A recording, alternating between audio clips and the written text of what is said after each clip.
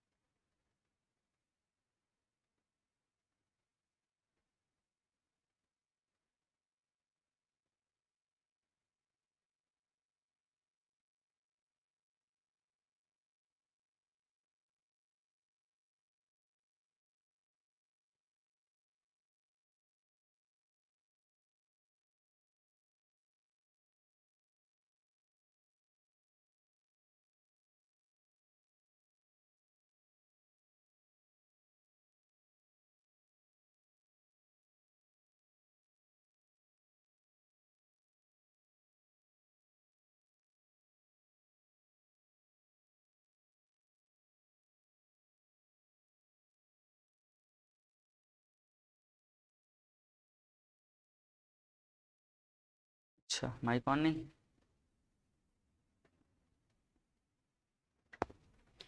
ठीक, चलो स्टार्ट करें। तो ये हमारा lecture lecture number 15, chemical kinetics. Last class में हमने क्या पढ़ा था? ये समरी तो अब याद हो गया होगा पूरा, है ना। लास्ट क्लास में हमने स्यूडो फर्स्ट ऑर्डर रिएक्शन का एग्जांपल देखा। ये एग्जांपल को ध्यान में रखना, क्योंकि ये दोनों एग्जांपल एनसीईआरटी के, इसलिए हमारे लिए इंपॉर्टेंट हो जाते हैं। एनसीईआरटी के एग्जांपल मतलब सेम टू सेम उठा के पूछ दिया जाता है। फिर हमने temperature dependence of rate constant, इसको पढ़ा हुआ था। हमने क्या समझा कि जैसे जैसे टेम्परेचर का वैल्यू इंक्रीज करेंगे वैसे वैसे के का वैल्यू भी वैरी करता है।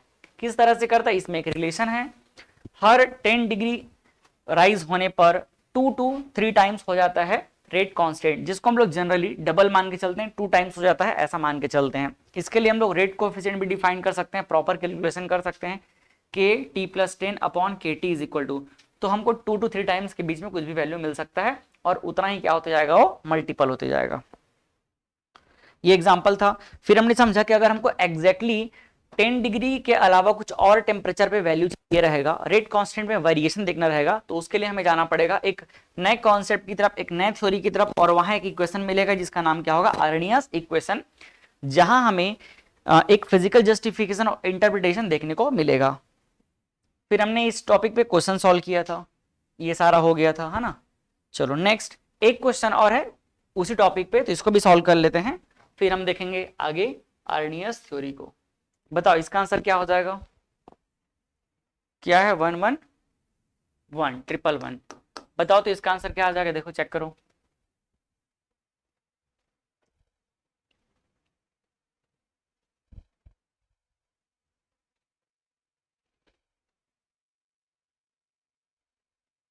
कितना रहा आंसर इसका?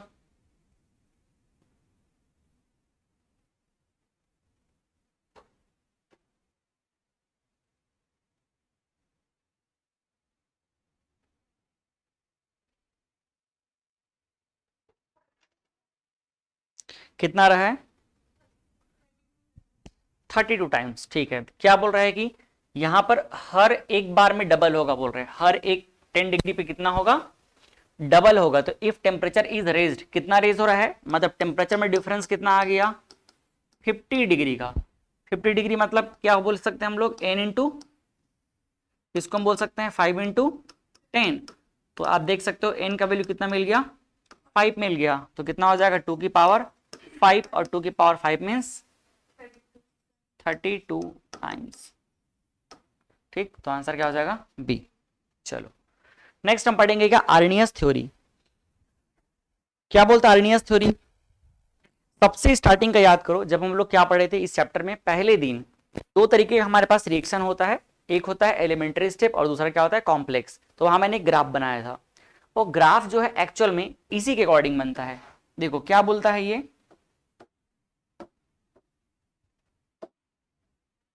ये समझ लो कि हमारे पास एक रिएक्शन कोऑर्डिनेट बनाने के लिए इस तरह से ग्राफ है, ये है रिएक्शन कोऑर्डिनेट,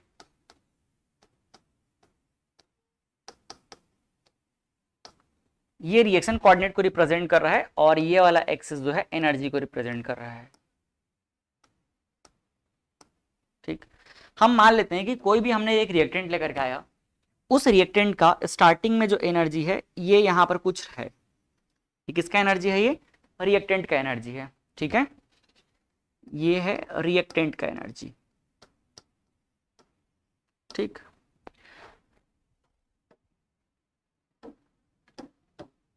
जैसे जैसे क्या होगा, रिएक्शन आगे बढ़ेगा, धीरे धीरे क्या होगा, इसका एनर्जी इंक्रीज होते जाएगा, और एक समय आएगा जब इसका एनर्जी एक ट्रांजिशन लेवल पे चला जाएगा, और यही वो जगह रहेगा जहां पर वो एक इंटरमीडिएट स्टेप में कन्वर्ट हो जाएगा, और इंटरमीडिएट के बाद क्या बनना शुरू हो जाएगा, प्रोडक्ट बनना शुरू हो जाएगा। तो जब ये प्रोडक्ट बनना शुरू होगा तो उसके बाद वापस से धीरे धीरे क्या करेगा, एनर्जी को डिक्रीज करेगा, ये इस तरह से। और मान लेते हैं कि इसका एनर्जी में जो डिक्रीज हो रहा है वो यहां तक के आ गया, ठीक। तो ये किस, अब ये फाइनली क्या बन गया, प्रोडक्ट का फॉर्मेशन हो चुका है। ये है रिएक्शन के कोऑर्डिनेट और एनर्जी का ग्राफ। कुछ भी एनर्जी रहा होगा स्टार्टिंग में तो उसको हमने यहां पर क्या मान लिया, यहां पर कुछ भी एनर्जी रहा होगा इसको हमने क्या मान लिया, रिएक्टेंट का एनर्जी, और दूसरा यहां पर कुछ भी रहा होगा इसको हमने क्या मान लिया, प्रोडक्ट का एनर्जी, ठीक। इसको अगर हम चाहें तो एंथैल्पी के टर्म्स में भी रिप्रेजेंट कर सकते हैं, और इसको हम चाहें तो बोल सकते हैं H R enthalpy of reactant, और इसको क्या बोल सकते हैं, एंथैल्पी ऑफ प्रोडक्ट बोल सकते हैं। अब क्वेश्चन आपके मन में ये आ सकता है कि सर हो सकता है प्रोडक्ट की एनर्जी तो और ज्यादा नीचे जा सकती है, बिल्कुल जा सकता है ना। तो हमने बस अभी एक एग्जांपल लिया है अपने से, एक दूसरा एग्जांपल इसको उल्टा कर भी बना सकते हैं, बना लेंगे उसको भी। अब इन दोनों के बीच का जो गेप है, इन दोनों के बीच का जो गेप है, ये जो गेप क्या कहलाएगा, डेल्टा एच कहलाएगा। क्या कहलाएगा, ये डेल्टा एच कहलाएगा। और इस डेल्टा एच का वैल्यू क्या होगा, H P minus H are. इस डेल्टा एच का वैल्यू हो जाएगा, इस डेल्टा एच का वैल्यू हो जाएगा H P minus H are, product minus reactant. और आप देख पा रहे हो कौन ज्यादा है, प्रोडक्ट और रिएक्टेंट में किसका एनर्जी, प्रोडक्ट का ज्यादा है। तो यहाँ पर वैल्यू क्या आएगा, पॉजिटिव आएगा। और अगर पॉजिटिव आएगा तो इस तरह का रिएक्शन क्या कहलाएगा, एंडोथर्मिक कहलाएगा। क्या कहलाएगा, ये एंडोथर्मिक रिएक्शन। ये जो ग्राफ है एक एंडोथर्मिक रिएक्शन को रिप्रेजेंट कर रहा है। चलो अब हम समझते हैं यहाँ पर आर्नियस का थ्योरी का कॉन्सेप्ट। ये क्या बोलता है, अगर एक रिएक्टेंट है जिसका एनर्जी यहाँ पर कुछ भी रखा हुआ है, तो सबसे पहले रिएक्शन जब आगे बढ़ेगा तो धीरे धीरे उस रिएक्टेंट को क्या दिया जाएगा, एनर्जी दिया जाएगा। तब जाकर को क्या होगा, वो एक इंटरमीडिएट में कन्वर्ट होगा। मतलब रिएक्टेंट का जो मॉलिक्यूल है जैसे एनर्जी मिलेगा तब जाकर के क्या करना शुरू करेंगे, रिएक्शन में पार्टिसिपेट करना शुरू करेंगे। आप इसको सिंपल तरीके से समझ लो कि आपने मार्केट से कुछ भी सामान खरीद के लाया, कुछ सब्जी बनाना है, तो सबसे पहले क्या करते हो, खरीद के लाते हो, फिर उसका दूसरा पकाने के लिए क्या करते हो, टेम्परेचर देते हो ना। जब टेम्परेचर देंगे तब क्या हो जाएगा, उसका एनर्जी जो है धीरे धीरे इंक्रीज हो जाएगा। तो ये वही हो रहा है, समझ लो कि रिएक्टेंट हमारे पास है, अब धीरे धीरे रिएक्शन को आगे बढ़ाया जा रहा है, तो उसका एनर्जी बढ़ते जा रहा है, बढ़ते जा रहा है, बढ़ते जा रहा है। और ये जो पॉइंट आया है, इस पॉइंट को हम बोलते हैं ट्रांजिशन स्टेट। क्या बोलते हैं इसको, ट्रांजिशन स्टेट। ये है ट्रांजिशन स्टेट। और इस ट्रांजिशन स्टेट में यहां पर जो भी एनर्जी लेवल रहता है, यहां पर जो भी एनर्जी रहती है, इस एनर्जी को हम क्या बोलते हैं, थ्रेशोल्ड एनर्जी कहते हैं। यहां पर की जो एनर्जी है, ये एनर्जी क्या बोलते हैं हम लोग, थ्रेशोल्ड एनर्जी। इस एनर्जी का नाम है थ्रेशोल्ड एनर्जी। थ्रेशोल्ड एनर्जी को हम लोग और अलग अलग नाम से जानते हैं, कट ऑफ एनर्जी बोल सकते हैं या मार्जिनल एनर्जी बोल सकते हैं, लेकिन मेनली यहां पर याद रखना क्या, थ्रेशोल्ड एनर्जी। थ्रेशोल्ड एनर्जी वो एनर्जी होता है जिस एनर्जी के लेवल पर जब रिएक्टेंट पहुंचता है तो एक तरीके से वो प्रोडक्ट में चेंज होने के लिए रेडी रहता है। मतलब हमें इस रिएक्टेंट की एनर्जी को प्रोडक्ट बनाने के लिए सबसे पहले उसको ट्रांजिशन फेज तक के लाना पड़ेगा, मतलब थ्रेशोल्ड एनर्जी तक उसको पहुंचाना पड़ेगा। उसके बाद वो क्या हो जाएगा, उस ट्रांजिशन फेज में आएगा और प्रोडक्ट में चेंज होने की कोशिश करेगा। और ये जो एनर्जी है यहां तक के रिएक्टेंट से हमको थ्रेशोल्ड एनर्जी तक लाने के लिए जो एनर्जी देना पड़ता है, उस एनर्जी का नाम होता है एक्टिवेशन एनर्जी। क्या नाम होता है उसका, क्योंकि हम एक तरीके से इसको प्रोडक्ट में कन्वर्ट होने के लिए एक्टिव कर रहे हैं, तो क्या नाम हो गया इसका, एक्टिवेशन एनर्जी। तो इसको मैं यहां पर दिखा दूंगा, एक्टिवेशन एनर्जी। ये हो जाएगा ई ए, इसको हम क्या बोलेंगे, ई ए कहेंगे। ये हो जाएगा एक्टिवेशन एनर्जी। समझ आया। तो कोई भी जो हमारे पास रिएक्टेंट है, उस रिएक्टेंट को थ्रेशोल्ड एनर्जी तक के लेके जाने के लिए जो भी एनर्जी देना पड़ रहा है, उस एनर्जी का नाम है एक्टिवेशन एनर्जी। क्या नाम है, एक्टिवेशन एनर्जी।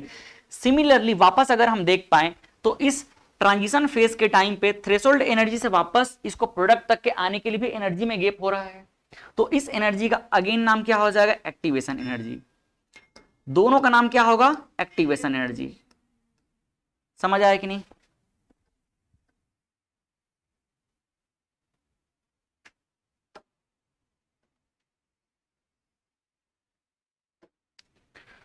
चलो गड़बड़ हो गया सब।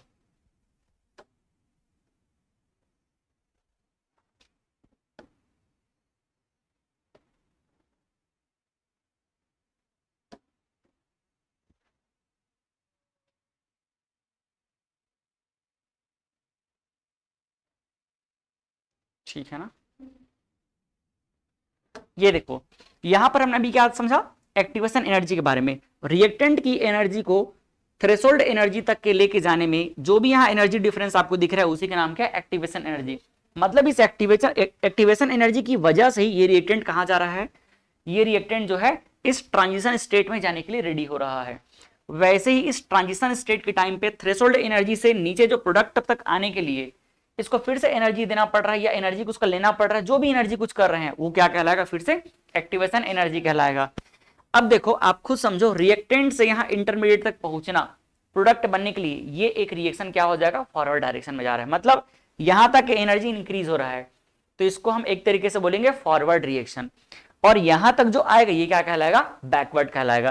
तो इसको हम बोलेंगे फॉरवर्ड एक्टिवेशन एनर्जी। क्या बोलेंगे, फॉरवर्ड एक्टिवेशन एनर्जी। और इसका नाम क्या हो जाएगा, बैकवर्ड एक्टिवेशन एनर्जी। तो यहां पर जो एक्टिवेशन एनर्जी का कॉन्सेप्ट इंट्रोड्यूस हुआ, इसको समझने में कोई दिक्कत आपको? पहले रिएक्टेंट के पास कुछ भी एनर्जी था, उस एनर्जी को हम कहां तक के लेकर के गए, थ्रेशोल्ड एनर्जी तक लेके गए। थ्रेशोल्ड एनर्जी क्या होता है, ये वो एनर्जी का वैल्यू होता है जिसके बाद रिएक्टेंट जो है प्रोडक्ट में कन्वर्ट होने के लिए रेडी होता है। तो वहां तक के जो एनर्जी देना पड़ेगा उस एनर्जी का नाम क्या है, एक्टिवेशन एनर्जी।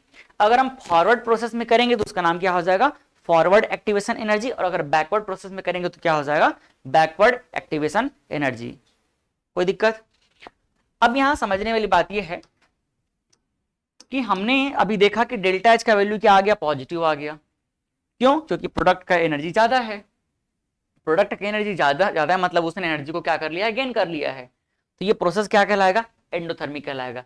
लेकिन अगर इसको हम उल्टा कर दे तो, अगर इसको हम उल्टा कर दें तो क्या हो जाएगा, ये एक्सोथर्मिक हो जाएगा। और इस केस में अगर मुझे इसको ऐसा बोलना हो कि जो भी एक्टिवेशन एनर्जी आपको दिख रहा है इन दोनों को हम रिलेट करें, ऐसा अगर हम चाह रहे हैं तो देखो क्या हो जाएगा, एक्टिवेशन एनर्जी कैसा वाला, फॉरवर्ड वाला, इज इक्वल टू क्या हो जाएगा, एक्टिवेशन एनर्जी बैकवर्ड। इसमें क्या ऐड कर दो आप, डेल्टा एच को ऐड कर दो। समझ आया? ये जो डेल्टा एच है जब इसमें ऐड हो जाएगा तब क्या हो जाएगा, ये हो जाएगा। कहने का मतलब जो हमने एक्टिवेशन एनर्जी दिया है और यहां पर जो एक्टिवेशन एनर्जी यहां पर क्या हुआ है, जो एक्टिवेशन एनर्जी फॉरवर्ड में था और जो एक्टिवेशन बैकवर्ड में था, दोनों में डिफरेंस, और डिफरेंस किसका है, इस डेल्टा एच का है। कहने का मतलब बैकवर्ड एनर्जी कितना कम हो गया, डेल्टा एच कम हो चुका है। तो इसलिए हमने क्या कर, दोनों को ऐड कर दिया। ये भी क्लियर हो गया होगा।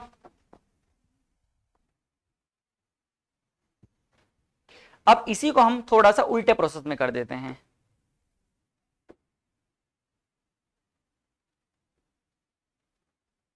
कहां पर से आए थे ये, ठीक है था ना।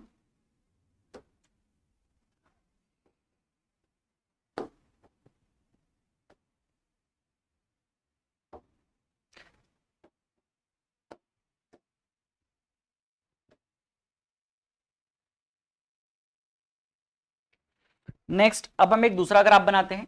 फिर से इधर पे क्या है, एनर्जी है, और इधर पे क्या है, रिएक्शन कोऑर्डिनेट है।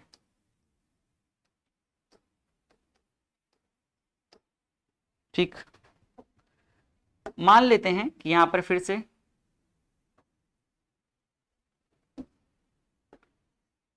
रिएक्टेंट है हमारे पास,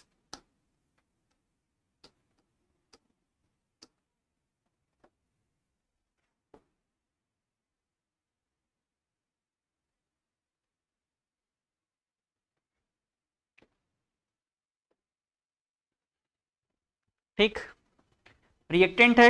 रिएक्टेंट पहले कहां तक के जाएगा, रिएक्टेंट पहले जाएगा इस ट्रांजिशन फेज तक के,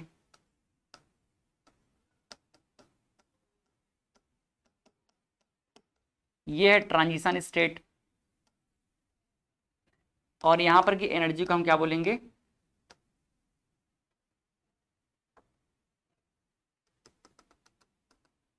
इस जगह पर की एनर्जी को हम क्या बोलेंगे, थ्रेशोल्ड एनर्जी कहेंगे।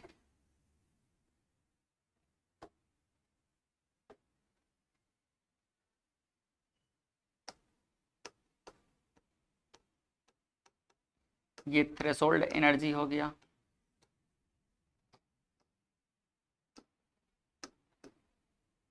यहां पर जो एनर्जी होगा इसको हम क्या बोलेंगे, रिएक्टेंट की एनर्जी या रिएक्टेंट की एंथैल्पी बोल सकते हैं। इसको हम क्या बोलेंगे, प्रोडक्ट की एंथैल्पी। अब इन दोनों के बीच का जो गैप है, इन दोनों के बीच का जो गैप है ये क्या कहलाएगा, डेल्टा एच कहलाएगा। समझ आया? ठीक, यहां पर प्रोडक्ट लिख देता हूं मैं,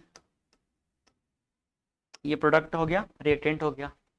नेक्स्ट एक्टिवेशन एनर्जी को यहां पर लिखते हैं। अब यहां से यहां तक का एनर्जी क्या कहलाएगा, फॉरवर्ड एक्टिवेशन एनर्जी। क्या कहलाएगा, फॉरवर्ड एक्टिवेशन एनर्जी।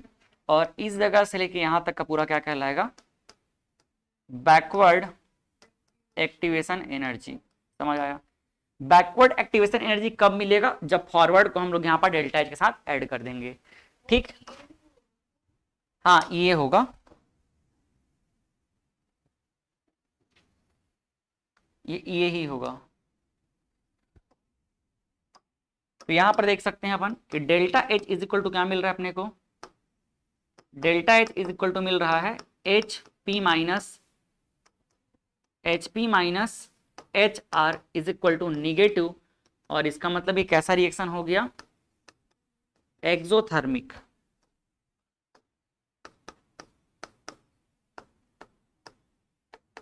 ये हो जाएगा एक्सोथर्मिक रिएक्शन। और हम रिलेशन देखें तो क्या हो जाएगा, बैकवर्ड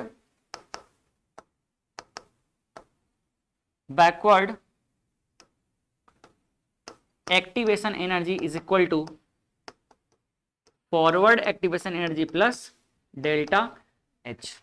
तो ये दोनों प्रोसेस के लिए हो गया। समझ आया?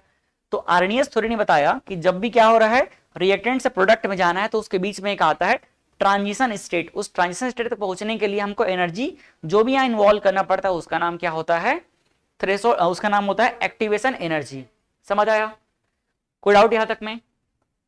चलो, अब यहां पर आर्नियस ने क्या किया, अपना इक्वेशन दिया और इस आर्नियस इक्वेशन को हम यहां पर डायरेक्टली यूज करेंगे।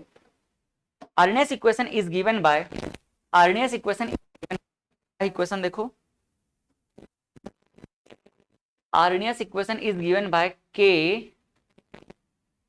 इज इक्वल टू A, और यहां पर क्या हो जाएगा, मल्टीप्लाई है into e to the power minus e upon RT। ठीक, समझ आ रहा है? K is equal to A into E, और क्या हो जाएगा, e to the power minus E upon RT। जहां A को हम बोलते हैं एक कांस्टेंट, A को क्या बोलते हैं, एक कांस्टेंट बोलते हैं। उस कांस्टेंट का नाम क्या है, A is constant where A is Arrhenius factor या फिर फ्रीक्वेंसी फैक्टर। इसका नाम क्या है, आर्नियस फैक्टर या फिर फ्रीक्वेंसी फैक्टर। इसको एक और नाम से भी जानते हैं क्योंकि ये एक्सपोनेंशियल टर्म के पहले आ रहा है। किसके पहले आ रहा है, एक्सपोनेंशियल टर्म के पहले आ रहा है, इसीलिए इसका नाम क्या है, it is also called as pre exponential factor. तो ये एक कांस्टेंट है जिसका नाम क्या है, फ्रीक्वेंसी फैक्टर है, आर्नियस फैक्टर है, या फिर क्या बोलते हैं, प्री एक्सपोनेंशियल फैक्टर कहते हैं, मतलब constant overall. It is the constant specific to a particular reaction. हर रिएक्शन के लिए इसका वैल्यू क्या रहेगा, फिक्स रहेगा। हर रिएक्शन के लिए इसका वैल्यू एक स्पेसिफिक रहेगा, फिक्स रहेगा। आर को हम जानते हैं, आर क्या है, आर जो है गैस कांस्टेंट है, आर क्या है, गैस कांस्टेंट है ना। और इसका वैल्यू भी आप जानते हो। जहां ई क्या है, ई है एक्टिवेशन एनर्जी, ई क्या है, एक्टिवेशन एनर्जी है। आप जो है आर का वैल्यू ना जरूर एक बार फिर से दोबारा क्लियर हो, क्या होता है आर का value, where R is equal to, अगर हम जूल में लिखेंगे तो ये जूल में कितना हो जाता है, जूल में इसका वैल्यू होता है 8.314 जूल, है ना।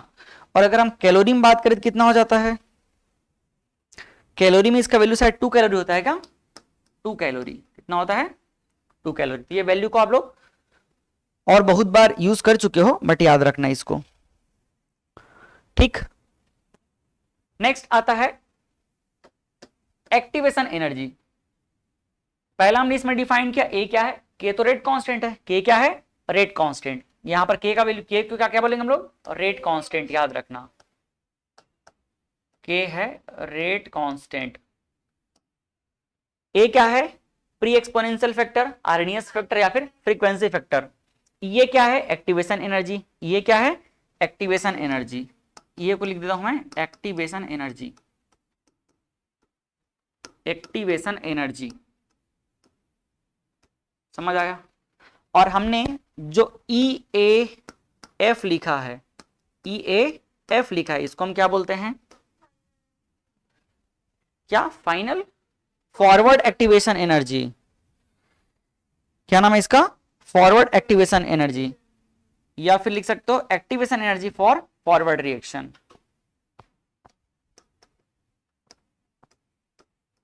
Forward activation energy,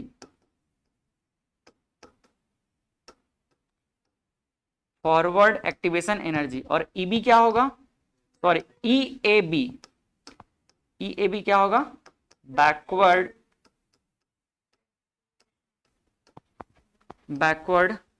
activation energy. ठीक है, और हम एक्टिवेशन एनर्जी को डिफाइन कर सकते हैं।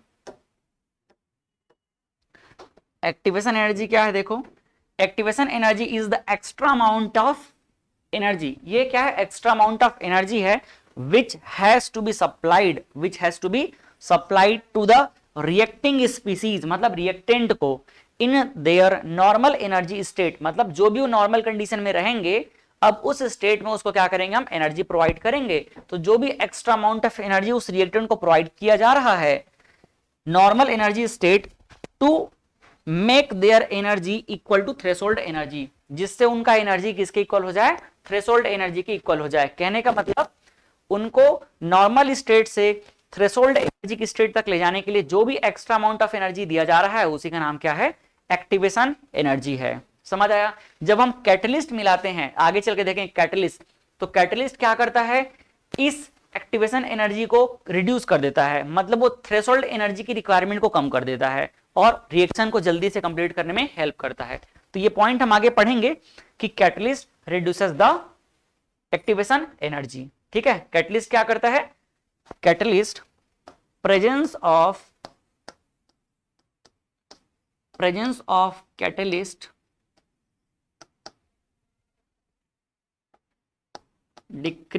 decreases activation energy. ठीक है, इसको अपन चाहे तो नोट करके लिख सकते हैं। कैटलिस्ट क्या करता है? एक्टिवेशन एनर्जी को डिक्रीज करता है। कोई डाउट यहां तक समझने में?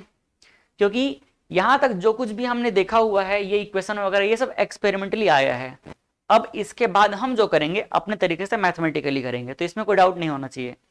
एक्टिवेशन एनर्जी क्या है हमको समझ आ गया, ये इक्वेशन आया, इसको हमने एक्सेप्ट कर लिया, ए हमको समझ आ गया, ई ए क्या है समझ आ गया, आर और टी क्या है हमको समझ आ गया, है ना। ये ग्राफ भी हमको समझ आ गया कि इस ग्राफ में भाई कब ये एक्सोथर्मिक बन रहा है और कब ये एंडोथर्मिक बन रहा है, ये भी हमको समझ आ गया। इसमें एक्टिवेशन एनर्जी का क्या रोल है ये भी समझ आ गया, ट्रांजिशन स्टेट क्या है समझ आ गया, थ्रेशोल्ड एनर्जी क्या है समझ आ गया। कोई डाउट कहीं पर इसमें? चलो,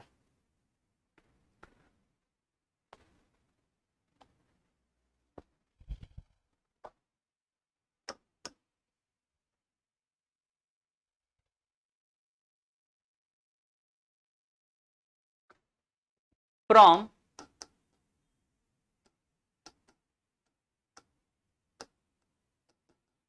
आर्हेनियस इक्वेशन, अगर हम आर्हेनियस इक्वेशन को देखें तो क्या है हमारे पास Arrhenius equation? Rate constant k is equal to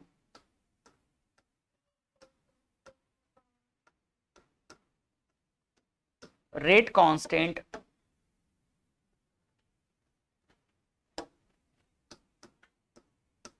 k is equal to a into e to the power minus A upon R T. तो मैं अगर यहां पर रेट कांस्टेंट k को मैं किससे रिलेट करूं? ई से रिलेट करूं, तो बताओ क्या हो जाएगा? 1 अपॉन ई होगा कि नहीं होगा? एक्टिवेशन एनर्जी का रेसिप्रोकल होगा कि नहीं होगा? हो जाएगा ना। अगर हम ई का वैल्यू बढ़ाएंगे तो निगेटिव है तो कहां चला जाएगा? 1 अपॉन नीचे आ जाएगा। तो अगर हम ई का वैल्यू इंक्रीज करते हैं, अगर हम ई का वैल्यू इंक्रीज करते हैं तो ऑब्वियस सी बात है ये जो पूरा टर्म होगा वो क्या हो जाएगा, डिक्रीज हो जाएगा। और पूरा टर्म अगर डिक्रीज हो जाएगा तो के का वैल्यू भी क्या हो जाएगा, डिक्रीज हो जाएगा। समझ पा रहे हो? अगर तकलीफ हो रहा है तो एक बार और ऐसे लिख देता हूं मैं इसको, ए हो जाएगा, ए को ऊपर में रख लेते हैं, ई की power E upon R T. अभी भी तकलीफ है क्या भाई? एक्टिवेशन एनर्जी अगर क्या होगा, एक्टिवेशन एनर्जी अगर बढ़ेगा तो ये पूरा टर्म क्या हो जाएगा, ये पूरा का पूरा टर्म क्या हो जाएगा, डिक्रीज। और जब ये डिक्रीज हो गया तो के क्या हो जाएगा, के क्या हो जाएगा, इंक्रीज होगा।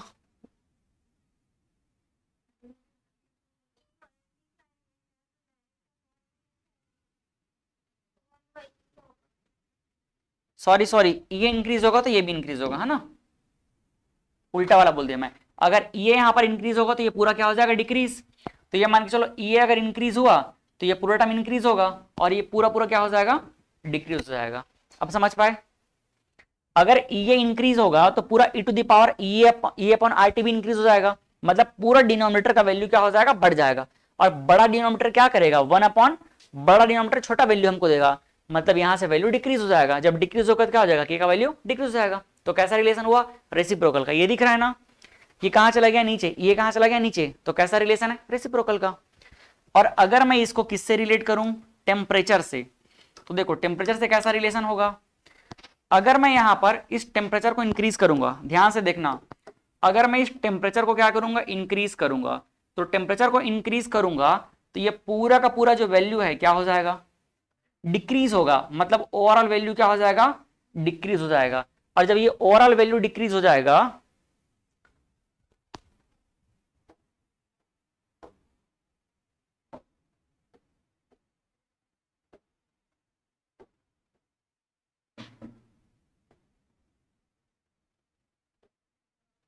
दोनों कलर को एक साथ रखता हूं ना, अगर टी का वैल्यू क्या हो जाएगा, इंक्रीज होगा, तो ओवरऑल वैल्यू क्या हो जाएगा, डिक्रीज हो जाएगा, पूरा डिनोमिनेटर क्या हो जाएगा, डिक्रीज।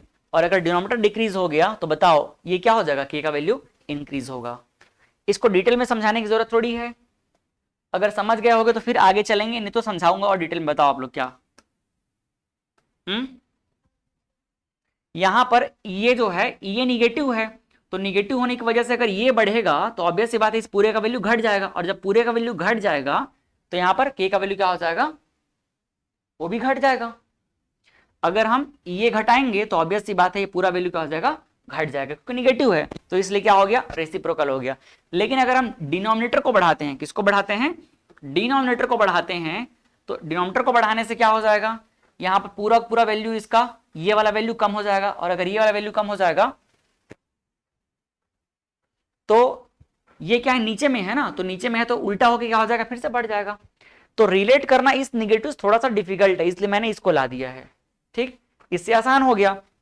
अगर ये बढ़ा तो पूरा डिनोमिनेटर क्या हो जाएगा, बढ़ जाएगा। और पूरा डिनोमिनेटर अगर क्या हो गया, बढ़ गया। बस ये एरो को थोड़ा सा ठीक करना पड़ेगा, एरो आप लोगों को मैंने गलत लिख दिया था, इसको सही कर लेते हैं। अगर ये बढ़ेगा तो पूरा डिनोमिनेटर क्या हो जाएगा, बढ़ जाएगा। और पूरा डिनोमिनेटर बढ़ गया तो क्या हो जाएगा, 1 अपॉन समथिंग वो घट जाएगा। और ये घट गया तो यहां से क्या हो जाएगा, के का वैल्यू वो भी घट जाएगा। टेम्परेचर क्या हो जाएगा, टेम्परेचर बढ़ाएंगे तो पूरा डिनोमिनेटर क्या हो जाएगा, घट जाएगा। डिनोमिनेटर अगर घटा तो यहाँ पर रिलेशन कैसा हो जाएगा, ये वाला जो है उल्टा, मतलब 1 अपॉन पूरा बढ़ जाएगा। डिनोमिनेटर को अगर हम छोटे नंबर से डिवाइड करेंगे तो ऑब्वियस सी बात है यहाँ पर पूरा वैल्यू क्या हो जाएगा, बड़ा आ जाएगा। समझ आया कि नहीं? चलो, तो ये देखो के का हमने किससे रिलेशन देखा, के का हमने ई से देखा और टी से देखा, कोई दिक्कत? अब यहां से मैं दो बातें लिखता हूं। First, if activation energy increases, अगर हम एक्टिवेशन एनर्जी को इंक्रीज करते हैं तो इस रिलेशन के थ्रू हम क्या बोल सकते हैं, के का वैल्यू क्या हो जाएगा, डिक्रीज हो जाएगा। और अगर रेट कांस्टेंट डिक्रीज हो गया तो ऑब्वियस सी बात है जो रेट है वो भी क्या हो जाएगा, डिक्रीज हो जाएगा। समझ पाए? दूसरा, इफ अगर हम टेम्परेचर को इंक्रीज करते हैं तो यहां से क्या हो जाएगा, के का वैल्यू इंक्रीज होगा। और अगर के इंक्रीज होगा तो रेट पे इसका क्या इंपैक्ट पड़ेगा, रेट भी इंक्रीज होगा। तो यहां हमने एक्टिवेशन एनर्जी और टेम्परेचर का किससे रिलेशन देखा, रेट कांस्टेंट से रिलेशन देखा। कोई दिक्कत यहां तक समझने में, कोई दिक्कत है यहां तक बताओ, अगर नहीं होगा तो फिर आगे चलेंगे। चलें, ठीक।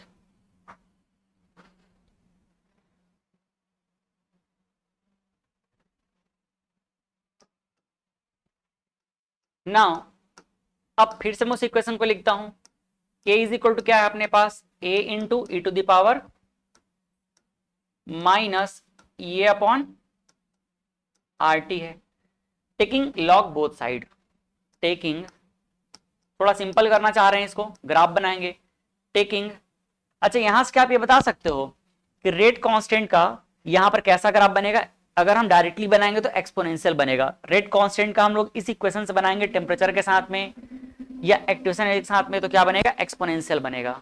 बट अगर हम इसको थोड़ा सा मॉडिफाई करते हैं तो टेकिंग ln बोथ साइड, मैं ln क्यों ले रहा हूं, क्योंकि यहां पर ये e है एक्सपोनेंशियल फॉर्म में, इसलिए मैं अभी ln ले रहा हूं। तो दोनों साइड में ln लेंगे तो क्या हो जाएगा, ln k is equal to ln a into E to the power minus A upon R T. कोई दिक्कत, ln आगे जाके मल्टीप्लाई करेगा, देखना क्या हो जाएगा, ln k is equal to ln a multiply में है तो क्या हो जाएगा, ये एडिशन में हो जाएगा, और इसको हम क्या लिखेंगे, ln e to the power minus A upon R T. ठीक, ये सामने आ जाएगा तो देखना क्या हो रहा है, ln k is equal to ln a minus A upon R T, और ये ln e, तो ये ln मतलब क्या है, log e बेस पे है, तो ln जो e का वैल्यू होता है ये कितना हो जाता है, ये 1, कितना होता है इसका वैल्यू 1। तो फाइनली देखो क्या मिल रहा है हमारे पास, ln k is equal to ln a minus A upon R T. अगला काम का ये हमारा इक्वेशन रहेगा, याद रख लो इसको। ठीक, एक तो हमको ये वाला पता रहेगा ही, और दूसरा हमें अब ये पता रहना चाहिए, ln k is equal to ln a minus A upon R T. जब इसको थोड़ा सा इस डेरिवेशन को अच्छे से ध्यान से देखोगे तो आपको कभी इसको याद करने की जरूरत नहीं पड़ेगी, ये प्रोसेस आपके माइंड में ऐसे ही आ जाएगा। जब लॉग लेंगे तो क्या हो जाएगा, ये ln k, फिर ये ln a प्लस, प्लस के बाद लेकिन ये सामने आ जाएगा तो क्या हो जाएगा, minus e upon R T, और ये लॉग e क्या हो जाएगा 1। आप इसको देख के ही बता सकते हो इसका वैल्यू क्या होगा, ln k is equal to ln a और minus e upon R T होगा। आप जब थोड़ा सा इन चीजों में एक्सपर्ट हो जाओगे तो ये सारा चीज आपके दिमाग में अपने आप स्टेप आगे बढ़ जाएगा। ठीक है, तो कभी आपको फिर इसको याद करने के लिए लोड लेना नहीं पड़ेगा।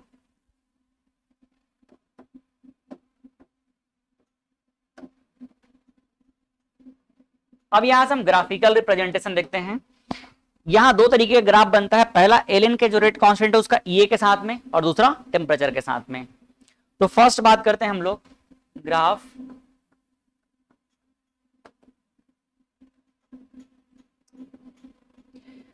फर्स्ट हम बनाएंगे ln के वर्सेस 1 अपॉन टेम्परेचर, ln के वर्सेस 1 अपॉन टेम्परेचर, क्योंकि यहां पर हमको इसको उस तरह से रिप्रेजेंट करना है कि प्रॉपर एक्सिस बन सके। तो अगर हमें प्रॉपर एक्सिस बनाना है तो देखना क्या हो सकता है, ये इस फॉर्मूले को मैं एक बार अच्छे से लिखता हूं, ln k is equal to ln a minus e को हम कर देते हैं अलग, और किसको अलग कर देते हैं, r को अलग कर देते हैं, और एक्सिस को दिखाने के लिए लिख देते हैं क्या, 1 अपॉन टी। ठीक है,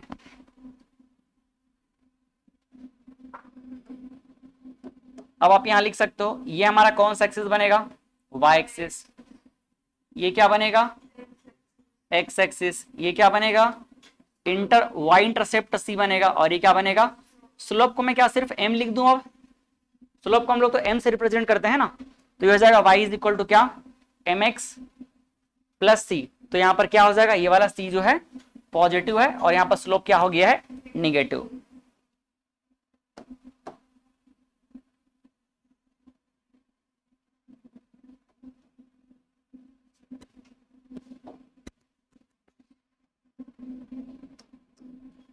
इधर को अपन क्या ले लेते हैं, 1/t का एक्सिस, इधर को क्या ले लेते हैं, ln k।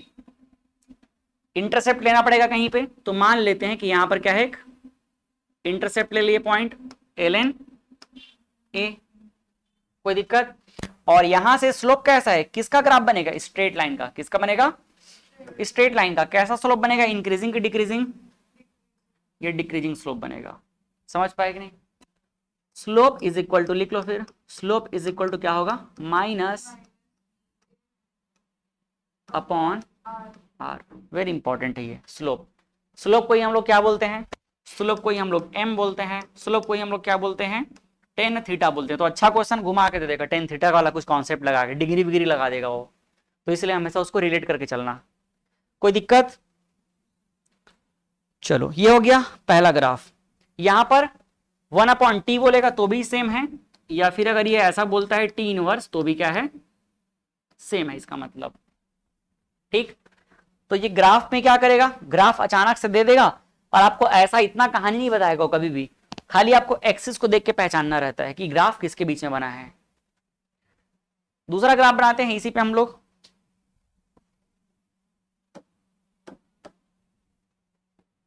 ये ग्राफ नंबर 2,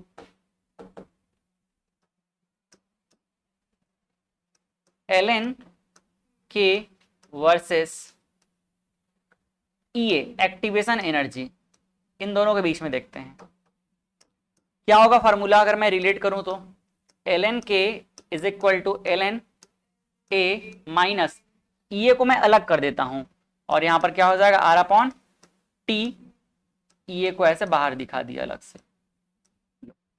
ठीक, हाँ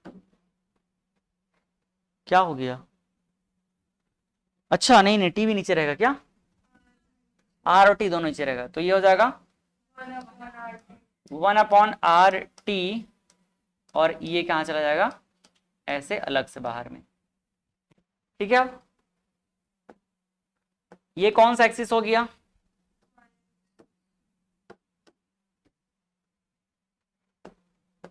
ये हो जाएगा y एक्सिस, ये क्या हो जाएगा, इंटरसेप्ट c हो जाएगा, ये क्या हो जाएगा, स्लोप m हो जाएगा, और इसको हम क्या बोलेंगे, x एक्सिस। अब बना देते हैं ग्राफ।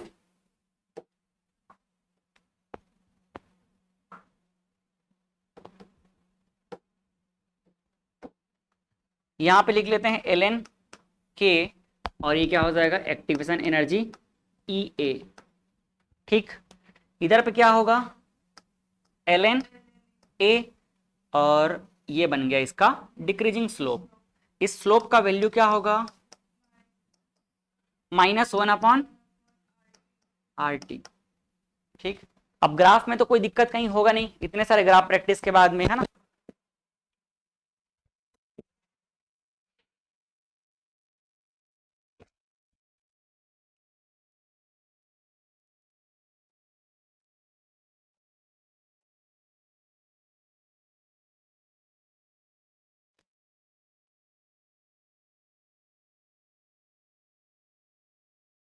इसी पे हम एक लास्ट और ग्राफ देख सकते हैं।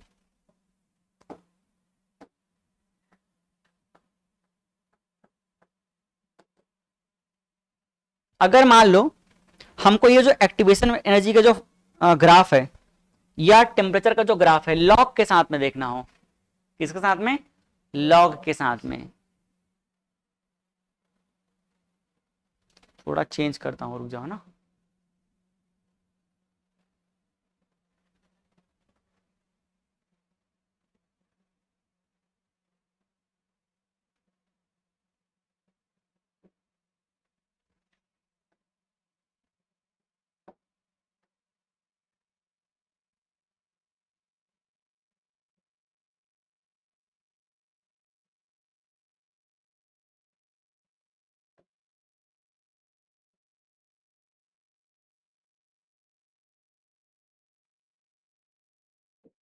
को अलग से पेज में रख दिया।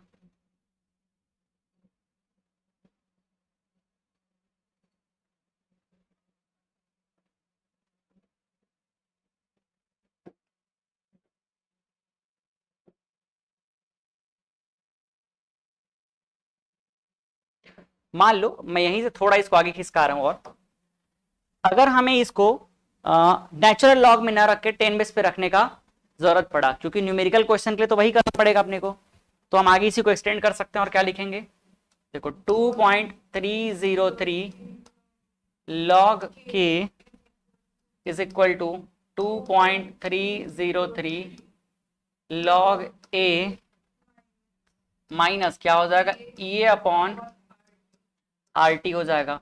पूरे इक्वेशन को हम क्या करते हैं 2.303 से डिवाइड कर देते हैं, या ऐसा बोल सकते हैं इसको इधर ट्रांसफर कर देते हैं। तो देखना क्या मिल रहा है, log k is equal to log a और माइनस क्या हो जाएगा ये अपॉन 2.303 और ये हो जाएगा RT। क्या ये भी आपको क्लियर हो गया? कुछ नया चीज तो किए नहीं, बस अपन उसको नेचुरल लॉग को 10 बेस पे कन्वर्ट कर दिए। ठीक, तो इसका भी एक ग्राफ बन जाता है। यहीं पर मैं इसको मॉडिफाई करके दूसरा कर देता हूं, देखो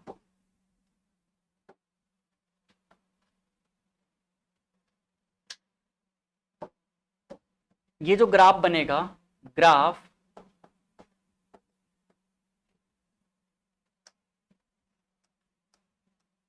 log k वर्सेस 1/t एक साथ हो जाए करके मैंने थोड़ा इसके सीक्वेंस को इधर उधर अरेंज किया है।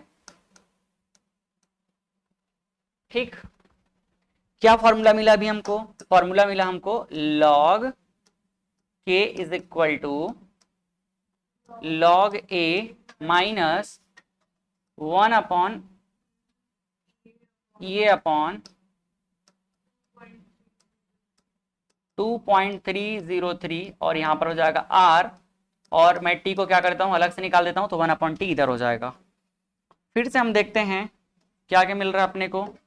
ये हो जाएगा कौन सा एक्सिस, y एक्सिस, ये हो जाएगा इंटरसेप्ट c, ये क्या हो जाएगा स्लोप m, और ये क्या हो जाएगा x एक्सिस। चलो ग्राफ बनाते हैं अब।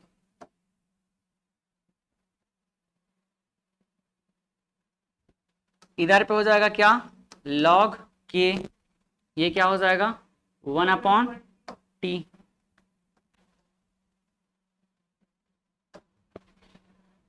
ये हो गया 1/t, या फिर क्या बोल सकते हैं t इनवर्स बोल सकते हैं। इधर पे कहीं पे क्या ले लेंगे अपन, log a ले लेंगे, और स्लोप को क्या कर लेते हैं यहां डिक्रीजिंग स्लोप। वैल्यू क्या चेंज हो रहा है, बस स्लोप का, तो स्लोप इज इक्वल टू हो जाएगा minus E A upon 2.303 R. समझ आया? तो अगर log 10 है तो हमारा स्लोप ये बन गया, अगर ln k है तो स्लोप हमारा ये बन गया। कोई दिक्कत? क्या सिमिलरली हम इसको एक्टिवेशन एनर्जी के फॉर्म में भी बना सकते हैं क्या? बना सकते हैं ना। यहां पर लिख देंगे क्या, log k वर्सेस, ये हो जाएगा, बताओ क्या मिल रहा है formula, same log k is equal to a minus, ये को अलग लिख देते हैं, ठीक है, तो ये हो जाएगा 1/2.303 आर टी, और क्या हो जाएगा 2e। ये क्या होगा y एक्सिस, ये क्या होगा इंटरसेप्ट c, ये क्या होगा स्लोप m, और ये क्या हो जाएगा x एक्सिस।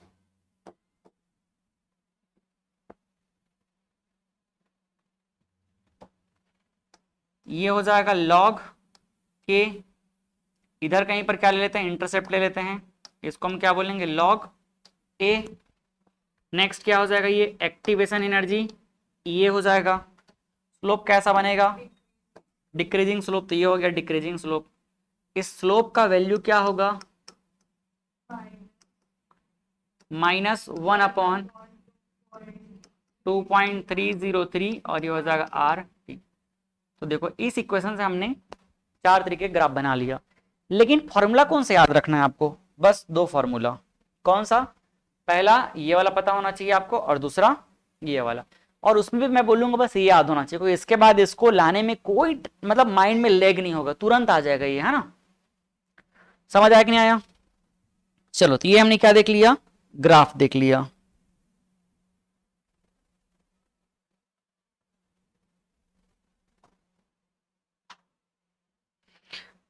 एक दो क्वेश्चन है ग्राफ के बेस पे, क्वेश्चन पहले सॉल्व कर लेते हैं और इक्वेशन के बेस पे भी है, उसके बाद इसके कॉन्सेप्ट को आगे कुछ और थोड़ा एक्सटेंड करेंगे। ये कौन सा क्वेश्चन है ये 4.5, एक और क्वेश्चन था, अच्छा एक क्वेश्चन मिसिंग हो गया है।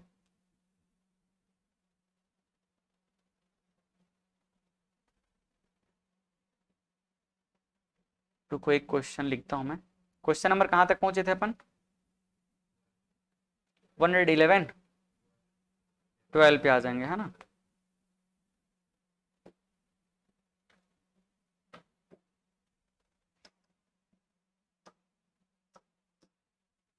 क्वेश्चन नंबर 112 है।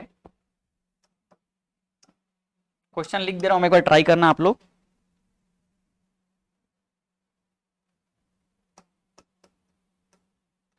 For a reaction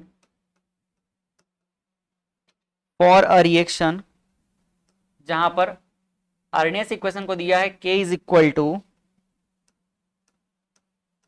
2000 e to the power minus 20,000 upon T.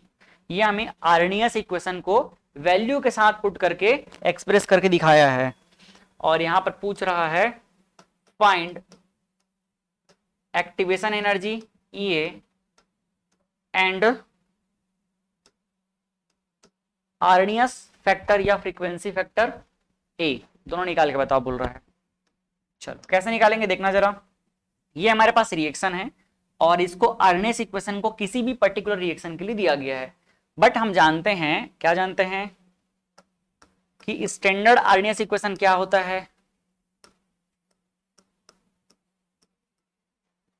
We know that, क्या पता है अभी पता चला हमको, k is equal to a into E to the power minus e upon R T.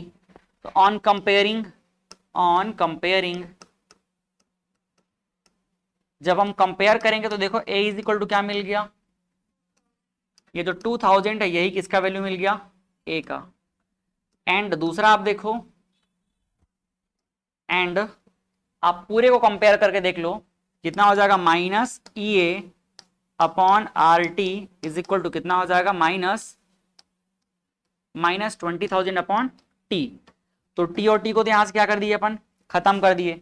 EA चाहिए हमको ना, माइनस माइनस प्लस हो गया, तो EA इज इक्वल टू हो जाएगा कितना, 20,000 R। समझ आया, ये हमारा आंसर है। अब R का वैल्यू हमको किस में चाहिए उसके ऊपर डिपेंड करेगा। अगर R का वैल्यू हमको जूल में चाहिए रहेगा तो हम क्या लिख सकते हैं, EA is equal to 20,000 into कितना हो जाएगा, 2 कैलोरी लिख सकते हैं, है ना। और दूसरा अगर हमको किस में चाहिए, ये जूल में चाहिए, अगर एनर्जी हमको जूल में चाहिए तो क्या हो जाएगा, ये 20,000 इंटू 8.4 और क्या हो जाएगा ये जूल। तो वैल्यू हम जब सॉल्व करेंगे तो मिल जाएगा, कितना मिलेगा, ये 20 की जगह पे हो जाएगा 40,000 कैलोरी, और ये कितना हो जाएगा, ये देखो पहले तो ये मैं कितना जीरो है 2 से मल्टीप्लाई कर देता हूँ, 2 से कितना हो जाएगा 2, 8 हो गया, 2 4 8 हो जाएगा, और 2 1 6 और ये हो जाएगा 16। कितना डेसिमल लगेगा, यहाँ पर जीरो लगाएं, जीरो कितना हो रहा है, चार जीरो है ना, 1 2 3 4 जीरो, और यहाँ 3 के बाद लगना है तो 1 2 3 है ना, 1 2 3, या हाँ ठीक है,